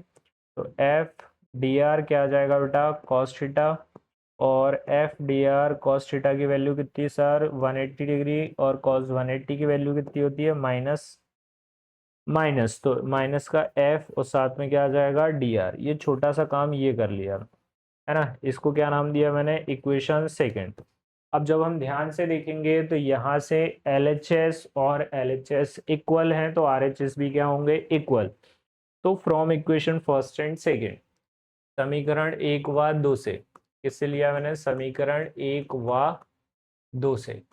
समीकरण एक जो है वो बोल रहा है कि sir Q not into D V जो है वो बराबर हो जाएगा किसके, माइनस का क्यू नॉट इंटू ई, और साथ में किसके, डी आर के। क्यू नॉट से क्यू नॉट कैंसिल, तो जो डी वी है वो किसके इक्वल बचेगा, माइनस का ई into D R. E D R इधर दे दो, तो डी वी के अपॉन में क्या हो जाएगा बेटा, डी आर, और इक्वल में क्या, माइनस ई, माइनस और उठा के दे दो, तो ई इक्वल टू कितना, माइनस का डी वी अपॉन में क्या, डी आर, है ना। ये एक रिलेशन बनेगा किस किस के बीच में भैया, पोटेंशियल और किसके, पोटेंशियल और किसके, विद्युत क्षेत्र की तीव्रता के बीच में। किस किस के बीच में, पोटेंशियल और विद्युत क्षेत्र की तीव्रता के बीच में। ठीक है, इससे हमको एक यहाँ से बोल सकते हैं कि एक स्टेटमेंट मिल गया। क्या बोलते हैं, विभव की दर को किसके सापेक्ष, विभव की दर को किसके सापेक्ष लेना है बेटा, दूरी के सापेक्ष विभव की दर को, विभव की दर को हम क्या बोलते हैं बेटा, उसे बोलते हैं क्या, विद्युत क्षेत्र की तीव्रता कहते हैं। ठीक है, इसी के आगे चलते हैं। आगे एक और मिला हमें, विभव प्रवणता। क्या मिला, विभव प्रवणता। अभी हमने एक फॉर्मूला पढ़ा E इक्वल टू कितना, माइनस का dV अपॉन में क्या, dr। यही पढ़ा फॉर्मूला जो हमने याद अभी निकाला है। क्या हो गया यहाँ से, तो विद्युत क्षेत्र की विद्युत क्षेत्र में दूरी के सापेक्ष विभव के परिवर्तन की दर को विभव प्रवणता कहते हैं। किसके सापेक्ष बेटा, दूरी के सापेक्ष विभव परिवर्तन की दर को विभव प्रवणता कहते हैं। इसको ऐसे भी याद रख लेना है, E equal to V upon D या फिर V अपॉन एक्स, कुछ भी याद रख लेना है ना। D यहाँ पर डिस्टेंस होगी वहां पे। ठीक है, ये भी एक फॉर्मूला बनेगा, आगे काम आएगा आपके, है ना। D जो है वो क्या है, यहाँ पर दूरी रहेगी। क्या रहेगी, दूरी, आगे भी याद हो जाएगा। तो किसके सापेक्ष बेटा, दूरी के सापेक्ष विभव परिवर्तन की दर को, विद्युत क्षेत्र में दूरी के सापेक्ष विभव परिवर्तन की दर को क्या बोलते हैं, विभव प्रवणता कहते हैं। इंग्लिश में क्या बोलते हैं सर, इंग्लिश में बोलते हैं इसको पोटेंशियल ग्रेडियंट। क्या बोला जाता है, पोटेंशियल ग्रेडियंट। ये आगे कभी आपने कभी पढ़ोगे तो क्या बोलते हैं, आपको देखने को मिलेगा। जब डिफरेंशिएशन पढ़ते हैं तो एप्लीकेशन ऑफ डिफरेंशिएशन में कई बार जो है ये पूछा जा सकता है, या फिर कभी एप्लीकेशन ऑफ डिफरेंशिएशन में इसकी बात होती है, विभव प्रवणता की स्लोप वगैरह जब हम बात करते हैं, किसी ग्राफ के ऊपर जब स्लोप ड्रॉ करना है तो वहां पर जो है वो विभव प्रवणता देखने को मिलती है। ठीक है, चलो आगे बात करते हैं। क्या है कंडीशन भाई, इसके बाद है स्थिर वैद्युत परिरक्षण। किसके बारे में बात हो रही है बेटा, स्थिर वैद्युत परिरक्षण के बारे में। स्थिर वैद्युत परिरक्षण को इलेक्ट्रोस्टैटिक शील्डिंग भी कहते हैं। क्या बोलते हैं बेटा, इलेक्ट्रोस्टैटिक शील्डिंग। क्या बोलते हैं, इलेक्ट्रोस्टैटिक शील्डिंग। इलेक्ट्रोस्टैटिक शील्डिंग होती क्या है ना, उसके बारे में हम बात कर लेते हैं, है ना। तो भाई साहब क्या करना होता है कि एक चालक को आंतरिक भाग में बाहरी विद्युत क्षेत्र के प्रभाव से सुरक्षित रखा जाए। स्थिर वैद्युत परिरक्षण वह घटना है जिसमें एक चालक को अपने आंतरिक भाग को बाहरी विद्युत क्षेत्र, अपने आंतरिक भाग को बाहरी विद्युत क्षेत्र के प्रभाव से सुरक्षित रखता है, क्योंकि किसी भी खोखले आवेशित के भीतर विद्युत क्षेत्र हमेशा क्या होता है बेटा, शून्य होता है। कितना होता है बेटा, विद्युत क्षेत्र शून्य होता है। और जब विद्युत क्षेत्र शून्य है तो केवल बाहर बाहर आवेश घूमता रहेगा, अंदर कोई आवेश नहीं आएगा, है ना। आम भाषा में फैराडे केज का सिद्धांत भी इसी वजह से बिजली कड़कने के दौरान कार्यावस्थ के अंदर बैठना खुले में बैठने की तुलना में पूरी तरह सुरक्षित माना जाता है। कैसे समझोगी भाई साहब, यहाँ से हम क्या कर रहे हैं, एक हमारे पास पिंजरा है, मान लेते हैं क्या भाई साहब, पिंजरा है। ठीक है, और उस पिंजरे के अंदर कोई व्यक्ति बैठा है, उस पिंजरे के अंदर क्या बैठा है, कोई व्यक्ति बैठा है। ठीक है, और ये जो पिंजरा है ये पूरी तरीके से सुरक्षित है, सलाखों के बीच में है, या फिर सलाखें बोले तो चारों तरफ क्या बनी हुई है, एक लोहे की पट्टी बनी हुई है। जब ऐसा कुछ है तो यहाँ से कोई सा भी आवेश आएगा, यहाँ से टकराएगा और वो जमीन के अंदर चला जाएगा। इसका मतलब कोई भी व्यक्ति कैसा रहेगा, सुरक्षित रहेगा, है ना। कब तक सुरक्षित रहेगा, तो सुरक्षित रखने के लिए उसके आसपास एक क्या बना दो बेटा, फील्ड बना दो। क्या बना दो बेटा, फील्ड बना दो। और यदि फील्ड बना दी तो जो व्यक्ति है वो कैसा रहेगा, हमेशा सुरक्षित बना रहेगा, है ना। क्या बना रहेगा बेटा, सुरक्षित, है ना। आवेश केवल यहीं आसपास घूमता रहेगा, अंदर आवेश आने की हिम्मत नहीं करेगा, क्योंकि यहाँ पर तो विद्युत क्षेत्र कैसा है, पूरी तरीके से जीरो है ना। तो हम जो है वो बचे रहेंगे, किससे बचे रहेंगे, हम बचे रहेंगे सर करंट लगने से, हम बचे रहेंगे किससे, हम बचे रहेंगे बिजली से। ठीक है, बिजली गिरेगी तो आसपास गिर जाएगी, हम बच जाएंगे। एक एग्जाम्पल जो है वो हमने यहाँ पर लिखा है, वो जो है वो आपको दिखाई दे रहा होगा। क्या एग्जाम्पल लिखा है कि यदि हम कार में बैठे रहें तो जो है वो हम ज्यादा सुरक्षित माने जाएंगे। किसके कंपैरिजन में सुरक्षित माने जाएंगे? हम माने जाएंगे भाई बाहर निकलने के कंपैरिजन में। ठीक है, आप कार या बस के अंदर बने रहें, इसलिए बोला जाता है कि बेटा जब भी क्या हो, बारिश या तूफान हो तो घर के अंदर रहना चाहिए, कहाँ नहीं निकलना चाहिए बेटा, बाहर नहीं निकलना चाहिए। किसको नहीं निकलना चाहिए? हमें नहीं निकलना चाहिए, है ना। किसके बाहर नहीं निकलना चाहिए? कार, बस या फिर घर के बाहर। अब हम बात करते हैं चालक की धारिता की। किसके बारे में बात कर रहे हैं बेटा? चालक की धारिता के बारे में। क्या होती है चालक की धारिता?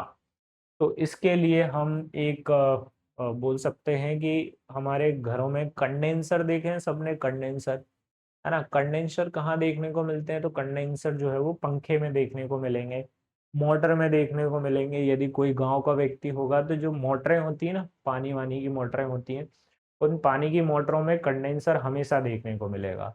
और जितने भी तुम जो पंखे लेके घूमते ना, उन पंखे लेके क्या घूमते, सॉरी, हमेशा जो पंखे चलाते हैं हम घरों में, उन पंखों में भी क्या लगा होता है भैया? कंडेंसर लगा होता है। तो वहीं से एक कंडेंसर की तरह ही काम करता है ये क्या, हमारा कैपेसिटर। कंडेंसर को एक्चुअल में कैपेसिटर भी कहा जाता है ना। एक्चुअली क्या होता है कि हमें क्या करना होता है, कभी कभी थोड़ी ज्यादा ऊर्जा की आवश्यकता होती है, और ज्यादा ऊर्जा को कौन बताएगा या फिर कहाँ से लाएंगे वो ज्यादा ऊर्जा? तो वो ज्यादा ऊर्जा जो है वो हम यहीं से लेके आएंगे, है ना। चलो देखते हैं क्या बात हो रही है। चालक की धारिता के बारे में बात कर रहे हैं। किसके बारे में बात कर रहे हैं बेटा? चालक की धारिता। इसको बोल सकते हैं बेटा कैपेसिटेंस। क्या बोल सकते हैं भाई? Capacitance of conductor. क्या बोल सकते हैं भाई? Capacitance of conductor. Capacitance of conductor कहता है कि भाई किसी चालक की धारिता विद्युत आवेश को संचित करने की क्या होती है? क्षमता होती है। यदि मान के चलो कोई ऑब्जेक्ट जो है वो बहुत सारे चार्ज को अपने अंदर रख सकता है, मतलब उसकी वो क्या है बेटा? कैपेसिटेंस है। ठीक है, कि भाई आपकी क्या कैपेसिटी है ना। जैसे लड़कों की गोलगप्पे खाने की कैपेसिटी कम होती है, बट लड़कियों की थोड़ी क्या होती है? ज्यादा होती है, वो थोड़े से ज्यादा खा लेते हैं गोलगप्पे, है ना। तो वो उसको कैपेसिटी बोलते हैं, है ना। एक और कैपेसिटी की बात करते हैं अपन। कौन सी कैपेसिटी? समझ गए होंगे आप लोग, है ना। वो कैपेसिटी की बात नहीं करना है पर, है ना, अभी तुम लोग छोटे हो सब, है ना। चलो आगे देखते हैं। किसी चालक की धारिता विद्युत आवेश संरक्षित करने की क्षमता होती है। किसी चालक का विभव उसके उसे दिए गए आवेश की मात्रा के कैसा होता है बेटा? समानुपाती होता है। अब ये डेफिनेशन हमें याद रखनी है। अभी हमने थोड़ी देर पहले बात करी, विभव मतलब क्या? विभव मतलब क्या भाई? विभव मतलब किसी चालक को जितना भी आप आवेश देते जाओ, जितना भी आवेश दोगे उसी को हम क्या बोलेंगे? उसका विभव कहेंगे। उसी को उसका क्या कहेंगे बेटा? विभव कहेंगे। अब बात ये हो रही है किसी चालक का विभव उसे दिए गए आवेश की मात्रा के क्या होता है? समानुपाती होता है या अनुक्रमानुपाती होता है ना। इसका मतलब क्या है कि Q जो है वो डायरेक्टली प्रोपोर्शन है किसके? V के। Q जो है वो डायरेक्टली प्रोपोर्शन है किसके? V के, है ना। जितना ज्यादा क्या देंगे बेटा? आवेश देंगे, उसका विभव उतना ज्यादा बढ़ते जाएगा। Q जो है वो डायरेक्टली प्रोपोर्शन हो गया किसके? V के।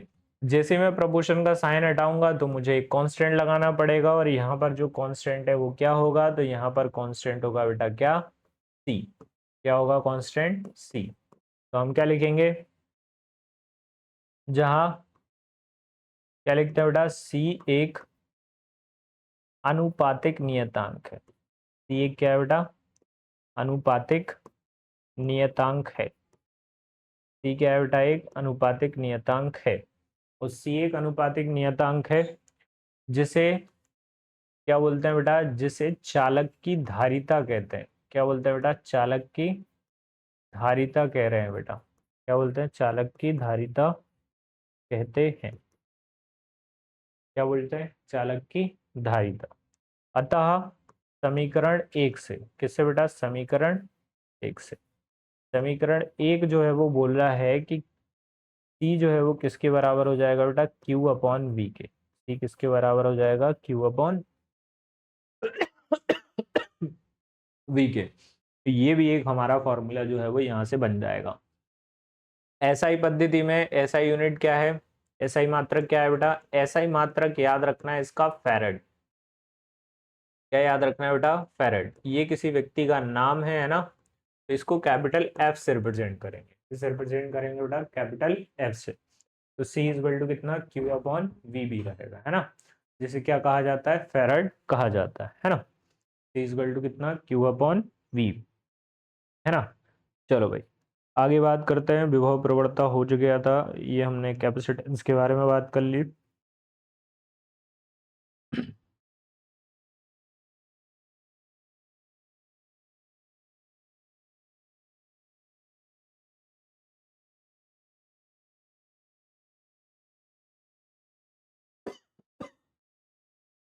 चलो भाई आगे देखते हैं क्या है। आगे है भैया एक फेरेड। एक फेरेड को कैसे रिप्रेजेंट करेंगे? तो एक फेरेड के लिए अभी हमने फॉर्मूला पढ़ा, सी इज इक्वल टू कितना? Q upon V. C is equal to कितना? Q upon V. यदि किसी चालक को कितना आवेश दे दिया जाए बेटा?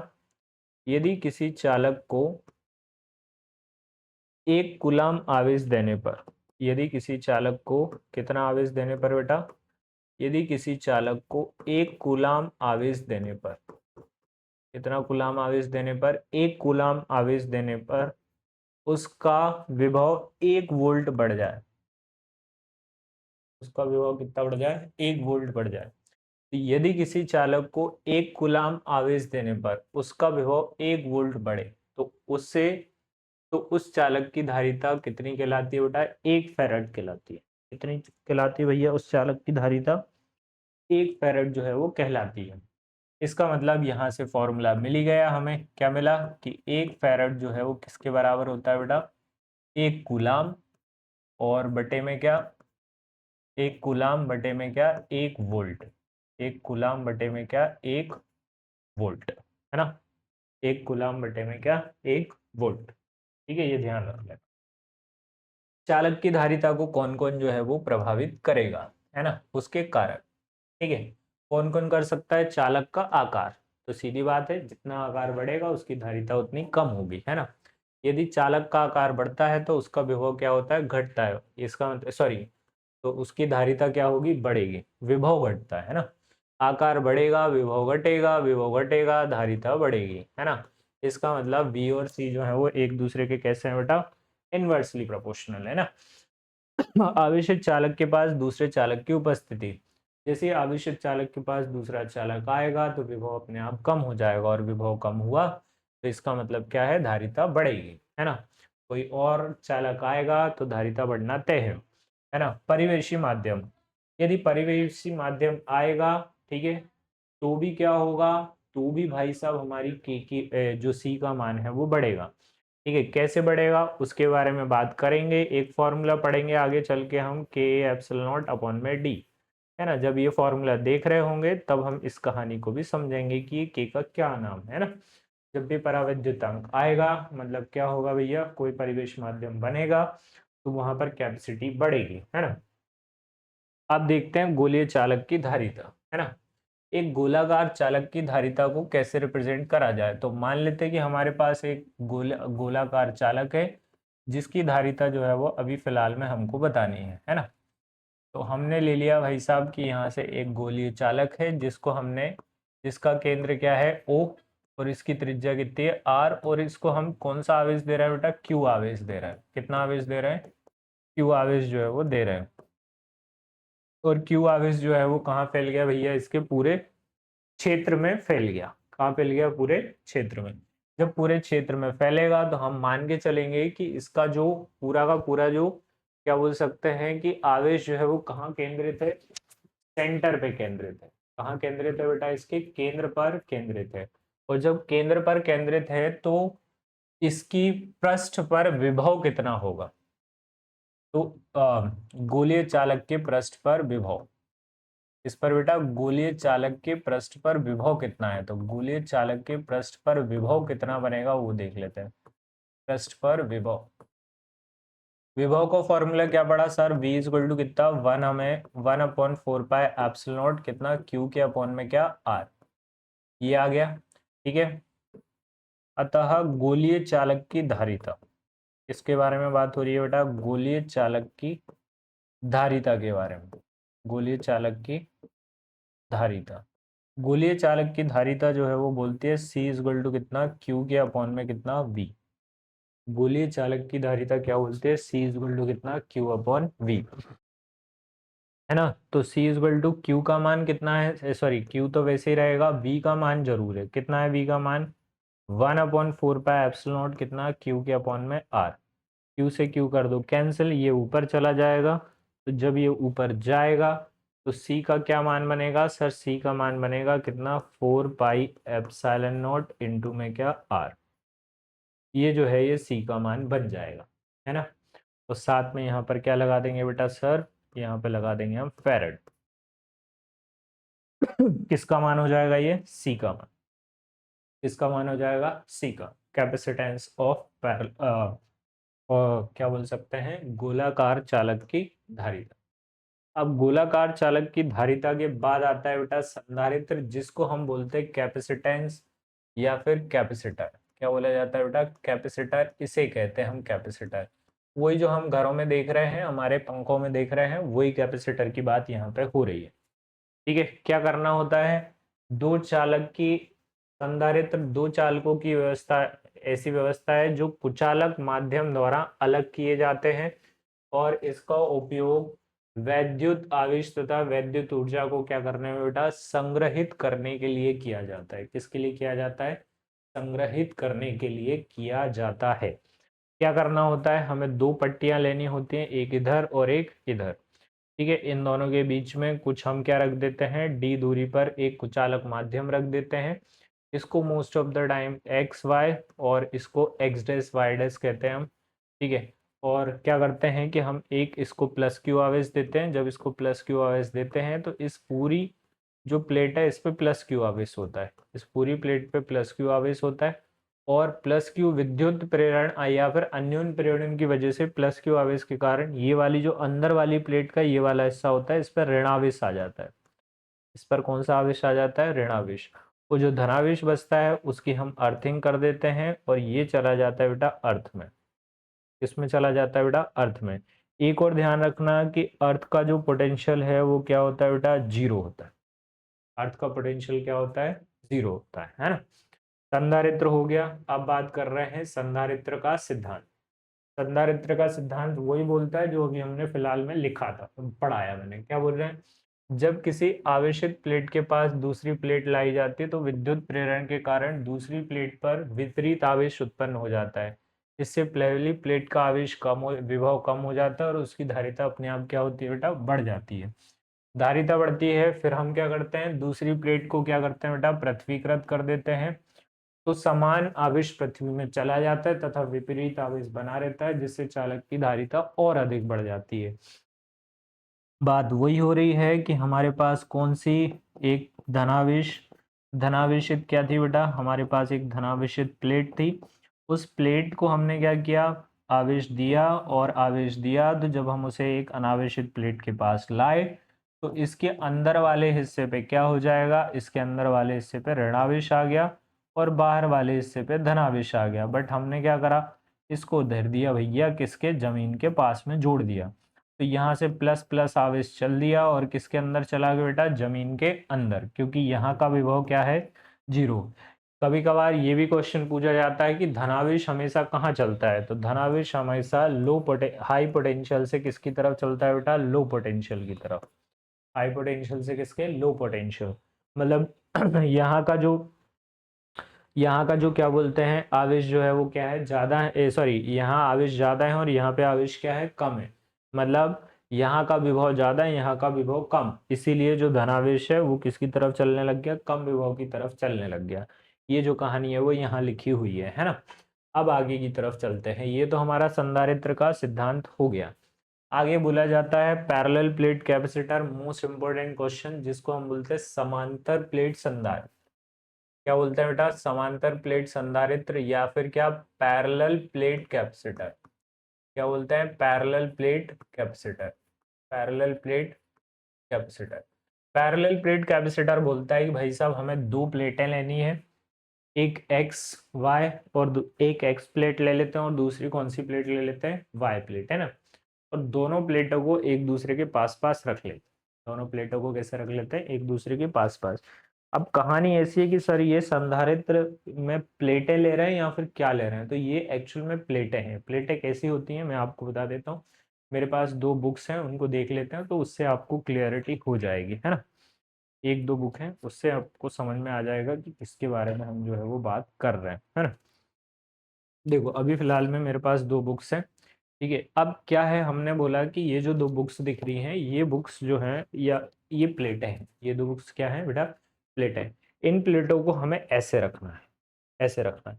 तो जब हम इसको ऐसे करके देखोगे ना तो आपको केवल ये वाला हिस्सा दिखेगा, दिख रहा है, ये वाला हिस्सा दिखेगा। बट एक्चुअल में हम बात कर रहे हैं 2 प्लेटों के बारे में जो इस तरीके से प्लेटें हैं। इन प्लेटों को हमने ऐसे रखा हुआ है ना। ये प्लेटें ऐसी दिखाई दे रही, एक को धनावेश दे रहे हैं, दूसरे पर क्या आ जाएगा बेटा, ऋणावेश देखने को मिलेगा, है ना। इनके बारे में अभी हमने बात करी, है ना। ध्यान रखना है ये इस तरीके से प्लेटें बनती हैं, है ना। नहीं तो बाद में कोई बोले कि सर ये तो कुछ बताया ही नहीं था ऐसा कुछ। मान लेते हैं एक प्लेट यहाँ है, एक प्लेट यहाँ है। इसका नाम क्या है बेटा, एक्स, और इस प्लेट का नाम क्या है, वाई। उनने ऐसे ही बोला है, पट्टिकाओं से बना होता है, प्लेटों से बना होता है जो एक दूसरे से के समांतर रखी है। प्लेटों के बद्ध वायु या कोई पराविद्युत माध्यम हो सकता है, ठीक है। एक्स को हम धनावेश देते हैं, एक्स को कौन सा आवेश दे रहे हैं बेटा, धनावेश, ठीक है। वाई जो है उसको हम क्या कर देते हैं बेटा, भू संपर्कित कर देते हैं, मतलब अर्थिंग कर देते हैं इसकी, ठीक है। इसकी अर्थिंग करने की वजह से पूरा जो आवेश है वो कहाँ चला जाता है, नीचे। केवल और केवल इस पे कुछ सा आवेश बचता है, नेगेटिव आवेश बचता है। यहाँ से यहाँ तक की दूरी कितनी होती है बेटा, डी होती है। यहाँ से यहाँ तक की दूरी कितनी होती है हमारी, डी होती है ना। इतनी बात करने के बाद फिर हम आगे की तरफ चलते हैं, है ना। किसके अंदर, पैरेलल प्लेट कैपेसिटर के अंदर, है ना। किसके अंदर चलते हैं, पैरेलल प्लेट कैपेसिटर के अंदर चलते हैं। और कुछ लिखा है भैया, अब बात करना है समांतर प्लेट संधारित्र के लिए व्यंजक की। किसके लिए बात करना है बेटा, समांतर प्लेट संधारित्र के व्यंजक की, ठीक है। तो वही वाला जो है ये डायग्राम ले लेते हैं हम समांतर प्लेट संधारित्र का, जिनके बीच की दूरी कितनी है, डी है। इसमें या तो वायु होगी या फिर क्या होगा बेटा, कोई पराविद्युत माध्यम होगा। अभी फिलहाल में हम वायु या के पराविद्युत माध्यम दोनों के लिए कर लेते हैं ना। तो भैया सबसे पहले हम बात कर रहे हैं कि इन दोनों के बीच में विद्युत क्षेत्र कितना है। व्यंजक बोल रहा है पैरेलल प्लेट कैपेसिटर के लिए, व्यंजक को बोलते हैं बेटा डेरिवेशन। व्यंजक को क्या बोलते हैं हम, डेरिवेशन।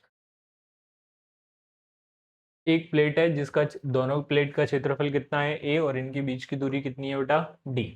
ये पराविद्युतांक का एक माध्यम है, तब दोनों प्लेटों के बीच का विद्युत क्षेत्र, तो दोनों प्लेटों के बीच का विद्युत क्षेत्र याद रखना है, E इज इक्वल टू कितना, sigma by epsilon not. E is equal to कितना याद रखना है, सिग्मा बाय एप्सिलॉन नॉट। ये वैल्यू इंपॉर्टेंट है, ये हमारे काम आएगी, इसलिए समझ लेना कि ये वैल्यू है, E इज इक्वल टू कितना होता है, सिग्मा बाय एप्सिलॉन। किंतु सिग्मा की वैल्यू जो है वो हम पढ़ के आए थे, क्या पढ़ी थी, सिग्मा पढ़ के आए थे सर, क्यू अपॉन ए। क्या पढ़ के आए थे, सिग्मा क्यू अपॉन ए। तो देयर फोर ई का मान हो गया कितना हमारा, सिग्मा, सिग्मा की वैल्यू रखने के बाद क्यू अपॉन में कितना, ए एप्सिलॉन नॉट। कितनी वैल्यू हो गई, ए एप्सिलॉन, क्यू अपॉन में ए एप्सिलॉन। अब ये हमारे कोई काम की नहीं है, हमें निकालना है बेटा विभवांतर। क्या निकालना है, विभवांतर।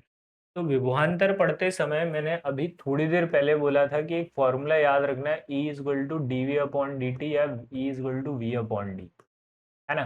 तो यहाँ से हम बात कर रहे हैं कि भैया दोनों प्लेटों के बीच विभव कितना है, दोनों प्लेटों के बीच विभवांतर कितना है।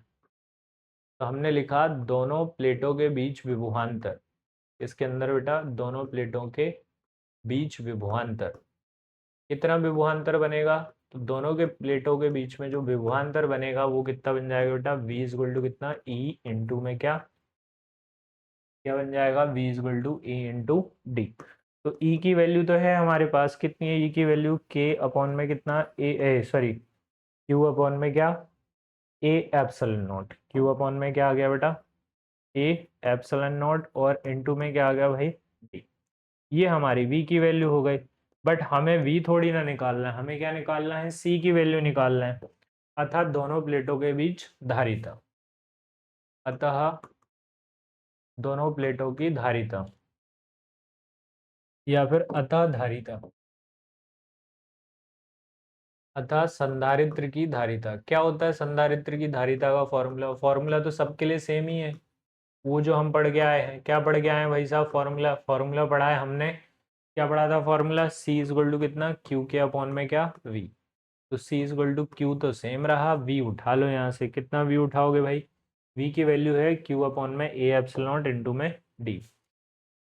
क्यू के अपॉन में क्या, ए एप्सिलॉन नॉट इंटू में क्या, डी। क्यू से क्यू उड़ा दो, ए एप्सिलॉन नॉट ऊपर भेज दो। तो सी की वैल्यू हो गई बेटा ए एप्सिलॉन नॉट अपॉन में क्या, डी। ये किसके लिए है? जब वायु या एयर हो, वायु या क्या हो बेटा, एयर। अब हम बात कर रहे हैं यदि प्लेटों के मध्य, प्लेटों के मध्य के पराविद्युतांक का, इसका बेटा के पराविद्युतांक का कोई माध्यम हो, के पराविद्युतांक का क्या हो बेटा, कोई माध्यम हो। यदि ऐसी कोई कंडीशन बने तब क्या होगा? तब सी का जो मान है वो लिखना है बेटा के ए एप्सिलॉन नॉट अपॉन में क्या, डी। ये जो है ये हमारा किसके लिए है बेटा, नॉर्मल के लिए। और ये किसी मीडियम के लिए है तो ये सी एम ले लेंगे, है ना। जब सी एम अपॉन सी को डिवाइड करते हैं, किसको डिवाइड करते हैं बेटा, सी एम अपॉन सी को। तो सी एम अपॉन सी को डिवाइड करते हैं तो हमें एक आंसर मिलता है, वो बोलता है C M upon C is equal to कितना, के, है ना। तो ये फॉर्मूला है, याद रखना। ये किसी वैक्यूम के लिए है या फिर एयर के लिए है, तो इसको कभी कभी सी नोट भी बोला जा सकता है ना। तो सी एम अपॉन सी जो है वो किसके इक्वल होता है, के इक्वल होता है। ये किसके लिए व्यंजक था, समांतर प्लेट संधारित्र के लिए व्यंजक। बहुत छोटा है बट इम्पोर्टेंट है, बहुत छोटा है पर क्या है बेटा, इम्पोर्टेंट है। चल अब बात करते हैं इसके आगे वाले व्यंजक की। समांतर प्लेट संधारित्र के बाद आता है भैया कि समांतर प्लेट संधारित्र की धारिता को कौन कौन प्रभावित करेगा। तो अभी हमने लिखा सी इज इक्वल टू कितना, के ए एप्सिलॉन नॉट अपॉन में क्या लिखा बेटा, डी। इसका मतलब क्या है कि यदि दूरी बढ़ेगी तो सी कम हो जाएगा, एरिया बढ़ेगा तो सी भी बढ़ेगा। तो क्या लिखा, संधारित्र की धारिता उसकी प्लेटों के क्षेत्रफल की कैसी होती है, अनुक्रमानुपाती होती है। मतलब सी जो है वो डायरेक्टली प्रोपोर्शन रहा किसके, ए के। ठीक है, क्षेत्रफल बढ़ेगा, संधारित्र की धारिता भी बढ़ेगी। दूसरा क्या लिखा है, प्लेटों के बीच की दूरी, दूरी जो है वो व्युत्क्रमानुपाती है। दिख ही रहा है, सी जो है वो डायरेक्टली प्रोपोर्शन है किसके, डी के। दूरी बढ़ाओगे क्या हो जाएगा, धारिता क्या हो जाएगी, कम हो जाएगी। प्लेटों के बीच का माध्यम, माध्यम अच्छी बात है, यदि माध्यम हमने अच्छा रखा काम हो जाएगा। यदि प्लेटों की वायु को के पराविद्युतांक के माध्यम से प्रस्थापित किया जाए तो धारिता मान के गुनी होती है। धारिता मूल मान के कितनी गुनी हो जाती है बेटा, के गुनी हो जाती है, अतः धारिता बढ़ जाती है। दिख ही रहा है के का मल्टीप्लाई होते हुए, है ना। चलो आगे देखते हैं भाई। आंशिक रूप से पराविद्युत पदार्थ की उपस्थिति में समांतर प्लेट संधारित्र की धारिता। सेम कहानी है भाई साहब, इस बार भी हमने एक प्लेट इधर ली है, ठीक है। अब एक प्लेट इधर ली है और एक प्लेट जो है वो इधर ली है, ठीक है।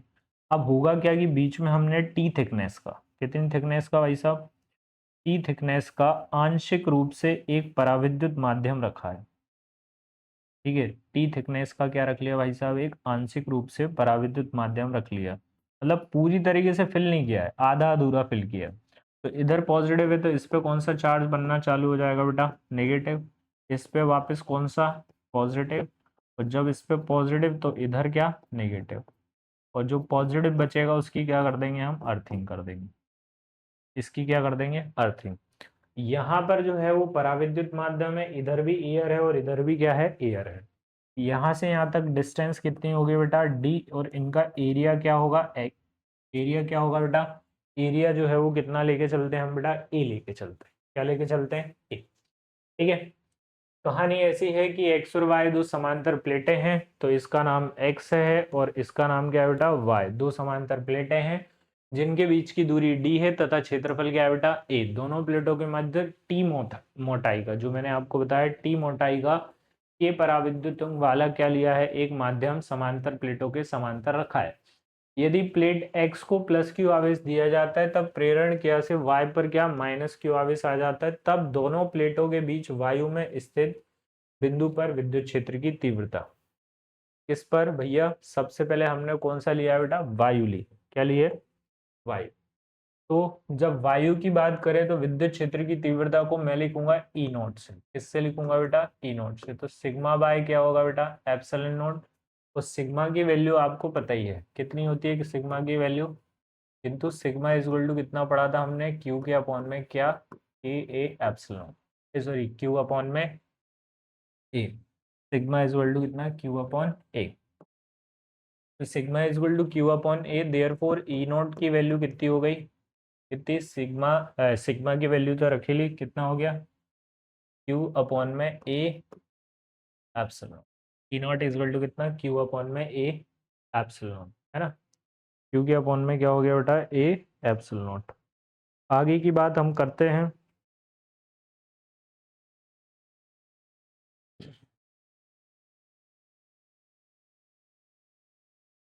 या फिर थोड़ा सा अपन क्या करें, इसमें वैल्यू ना रख के पहले एक और चीज कर लें। ठीक है, ये तो हमारा क्या बोलते हैं, किसमें? वायु में हो गया, है ना? अब बात करते हैं माध्यम में। इसमें बेटा माध्यम में विद्युत क्षेत्र की तीव्रता। इसके अंदर माध्यम में विद्युत क्षेत्र की तीव्रता। माध्यम में किसकी बेटा? विद्युत क्षेत्र की तीव्रता। माध्यम में विद्युत क्षेत्र की तीव्रता कितनी बनेगी? तो वो बन जाएगी E इज इक्वल टू कितना? सिग्मा अपॉन में के एप्सिलॉन। सिग्मा अपॉन में क्या बेटा? के एप्सिलॉन, है ना? क्योंकि एक तो मीडियम की बात हो रही है और एक किसकी बात हो रही है? एयर की। दो जगह विद्युत क्षेत्र बनेगा, कैसे बनेगा?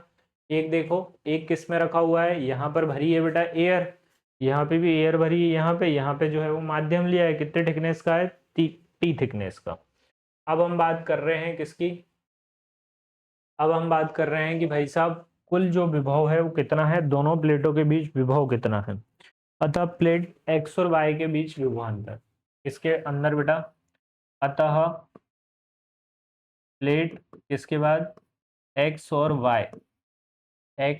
वाई के बीच विभवांतर कितना बनेगा बेटा? विभवांतर, तो हमने बोला कि विभवांतर का फॉर्मूला जो है वो क्या पढ़ा था हमने अभी थोड़ी देर पहले?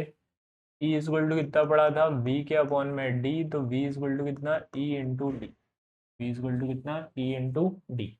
तो डी जो है वो दोनों में सेम होगा बट अलग अलग होगा। कैसे होगा देखना है। सबसे पहले बात करते हैं वी की। तो वी इक्वल टू ले लेते हैं V not plus V. V not की बात करते हैं तो क्या बनेगा फॉर्मूला बेटा? ई नॉट इंटू कितना? D minus T. और यहाँ पर v की बात करेंगे तो कितना? e इंटू कितना हो जाएगा बेटा? t। e इंटू में क्या ले लेंगे? t। क्योंकि यहाँ पर बात हो रही है किसकी? ई नोट की, यहाँ पे e की, है ना? ये हमारी डिस्टेंस और ये भी क्या? डिस्टेंस उस फॉर्मूले से, है ना?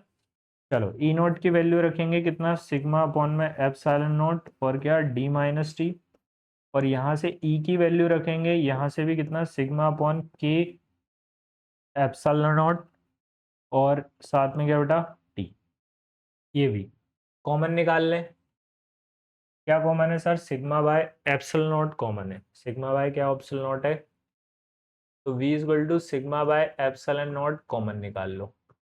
क्या बचेगा सर? यहाँ से बचेगा d माइनस टी और यहाँ से बचेगा कितना? t के अपॉन में क्या बेटा? k।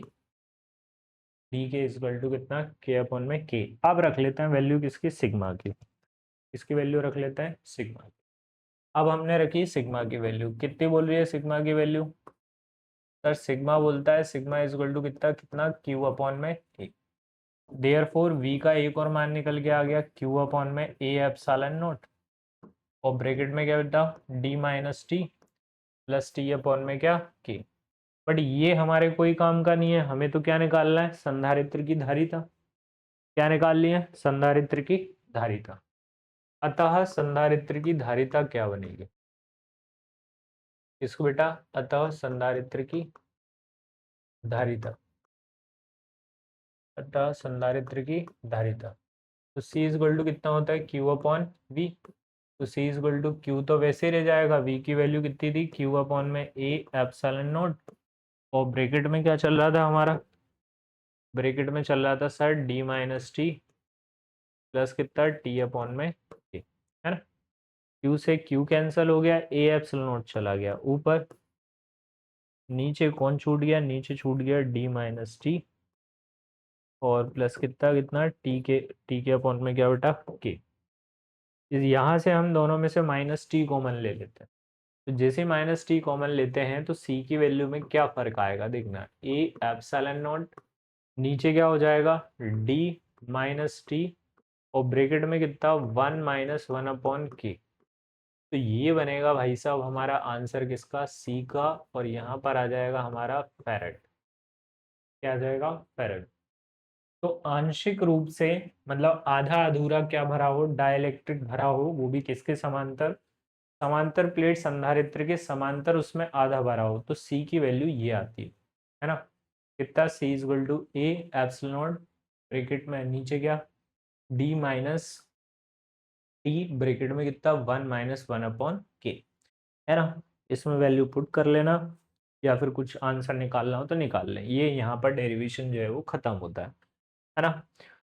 आगे की हम बात करते हैं, दो तरीके के संयोजन है संधारित्रों के, एक कौन सा है श्रेणी क्रम और एक कौन सा होगा बेटा समांतर क्रम।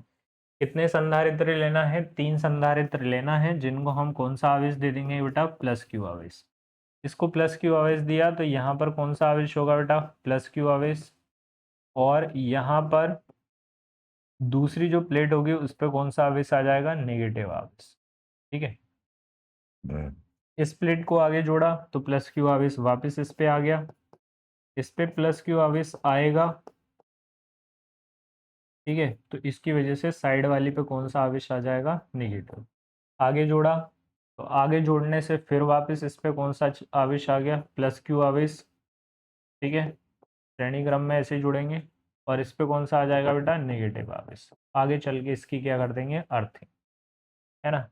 तो अब सब में जो चार्ज है वो सेम है, यहाँ पे भी क्यू है, यहाँ पे भी क्या हो जाएगा बेटा क्यू, और यहाँ पे भी क्या हो जाएगा क्यू, है ना।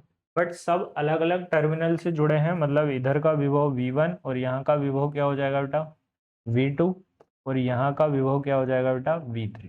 कैपेसिटेंस क्या क्या नाम दिए हैं, तो इनके कैपेसिटेंस दिए हमने कितना C1, यहाँ का क्या नाम दिया है C2 और यहाँ का क्या C3, है ना। तो इस तरीके से हमने यहाँ पर नाम दे दिए, इसका क्या नाम है C1, इसका नाम क्या है C2 और इसका नाम क्या है बेटा C3, ठीक है। श्रेणी क्रम में जोड़े गए हैं, श्रेणी क्रम में जुड़े होने के कारण प्रत्येक प्लेट पर आवेश कैसा रहता है बेटा समान रहता है किंतु विभव भिन्न होता है, ठीक है। तो हम बात कर रहे हैं कुल विभव क्या होगा,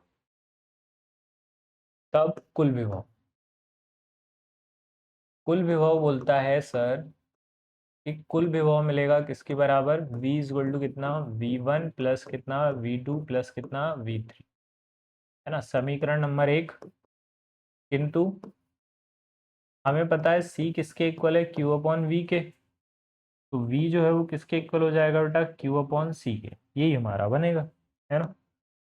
V इक्वल टू कितना Q अपॉन C, किंतु V इक्वल टू कितना होता है Q अपॉन में C, मतलब कितना C1, Q अपॉन में क्या बेटा C, और साथ में V1 इक्वल टू कितना Q अपॉन में C1, V2 इक्वल टू कितना हो जाएगा Q अपॉन C2 और V3 इक्वल टू कितना हो जाएगा Q अपॉन C3, क्योंकि सब में आवेश तो सेम ही है, आवेश सेम है, देयरफॉर वैल्यू रखते हैं V की प्लेस पर क्या रखें भैया Q अपॉन C, है ना।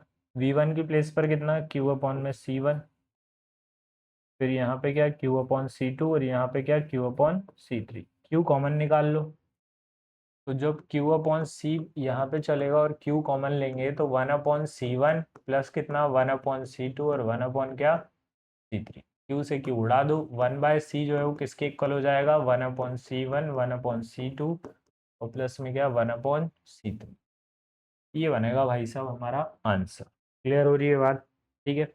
ये हमारा कौन सा श्रेणी क्रम संयोजन होगा। अब बात करते हैं किसकी समांतर क्रम संयोजन की। समांतर क्रम संयोजन में 3 प्लेटें उठानी है और तीनों प्लेटों को हमें समांतर जोड़ना है। कैसा जोड़ना है बेटा समांतर। यहां से मैंने एक प्लस क्यू आवेश दिया,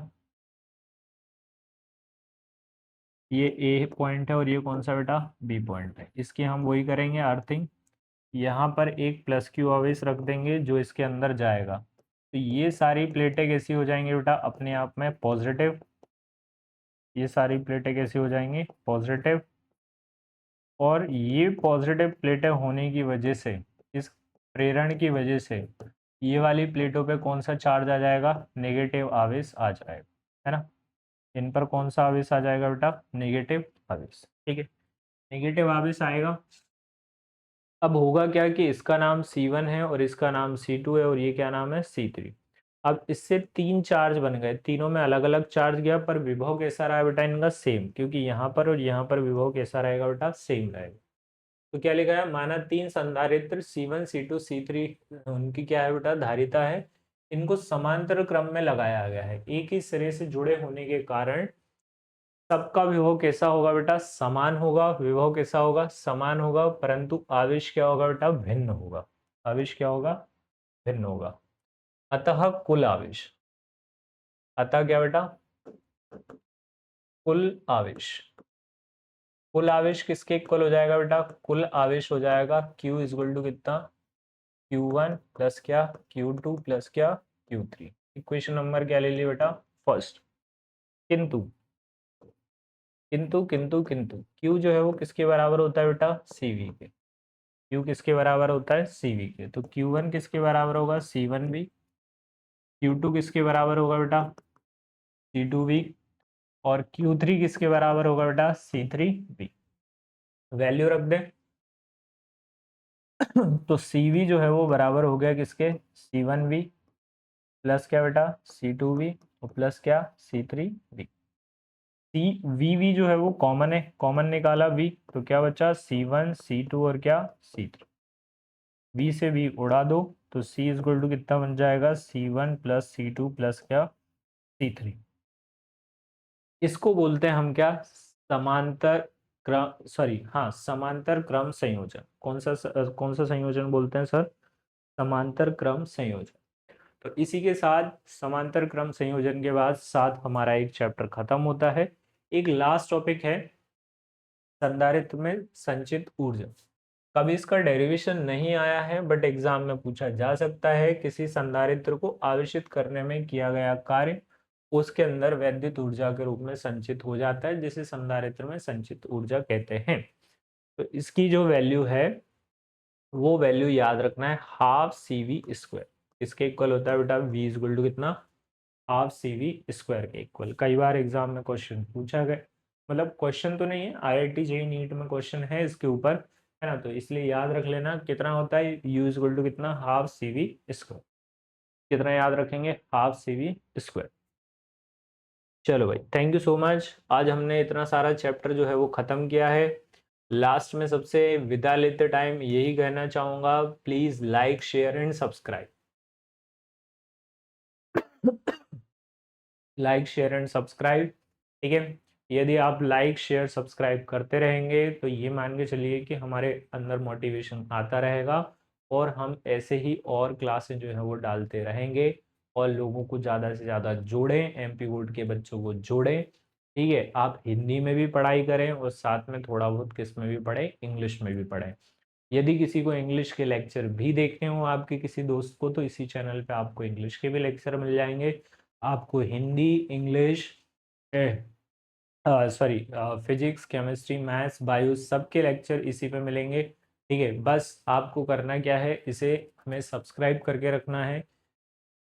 कोई सा भी वीडियो आपको पसंद आता है तो उसे लाइक करें, और यदि मान के चलो कि आपको कुछ मतलब ऐसा है कि कोई आपका सजेशन है तो वो भी हमें बताएं कि सर ये भी आप पढ़ा सकते हैं, तो आप उसे एज अ कमेंट में जो है वो लिख सकते हैं हमारे लिए कि हाँ ठीक है सर ये भी पढ़ाइए हमारे, ठीक है। थैंक यू सो मच, फिर मिलते हैं नेक्स्ट क्लास में।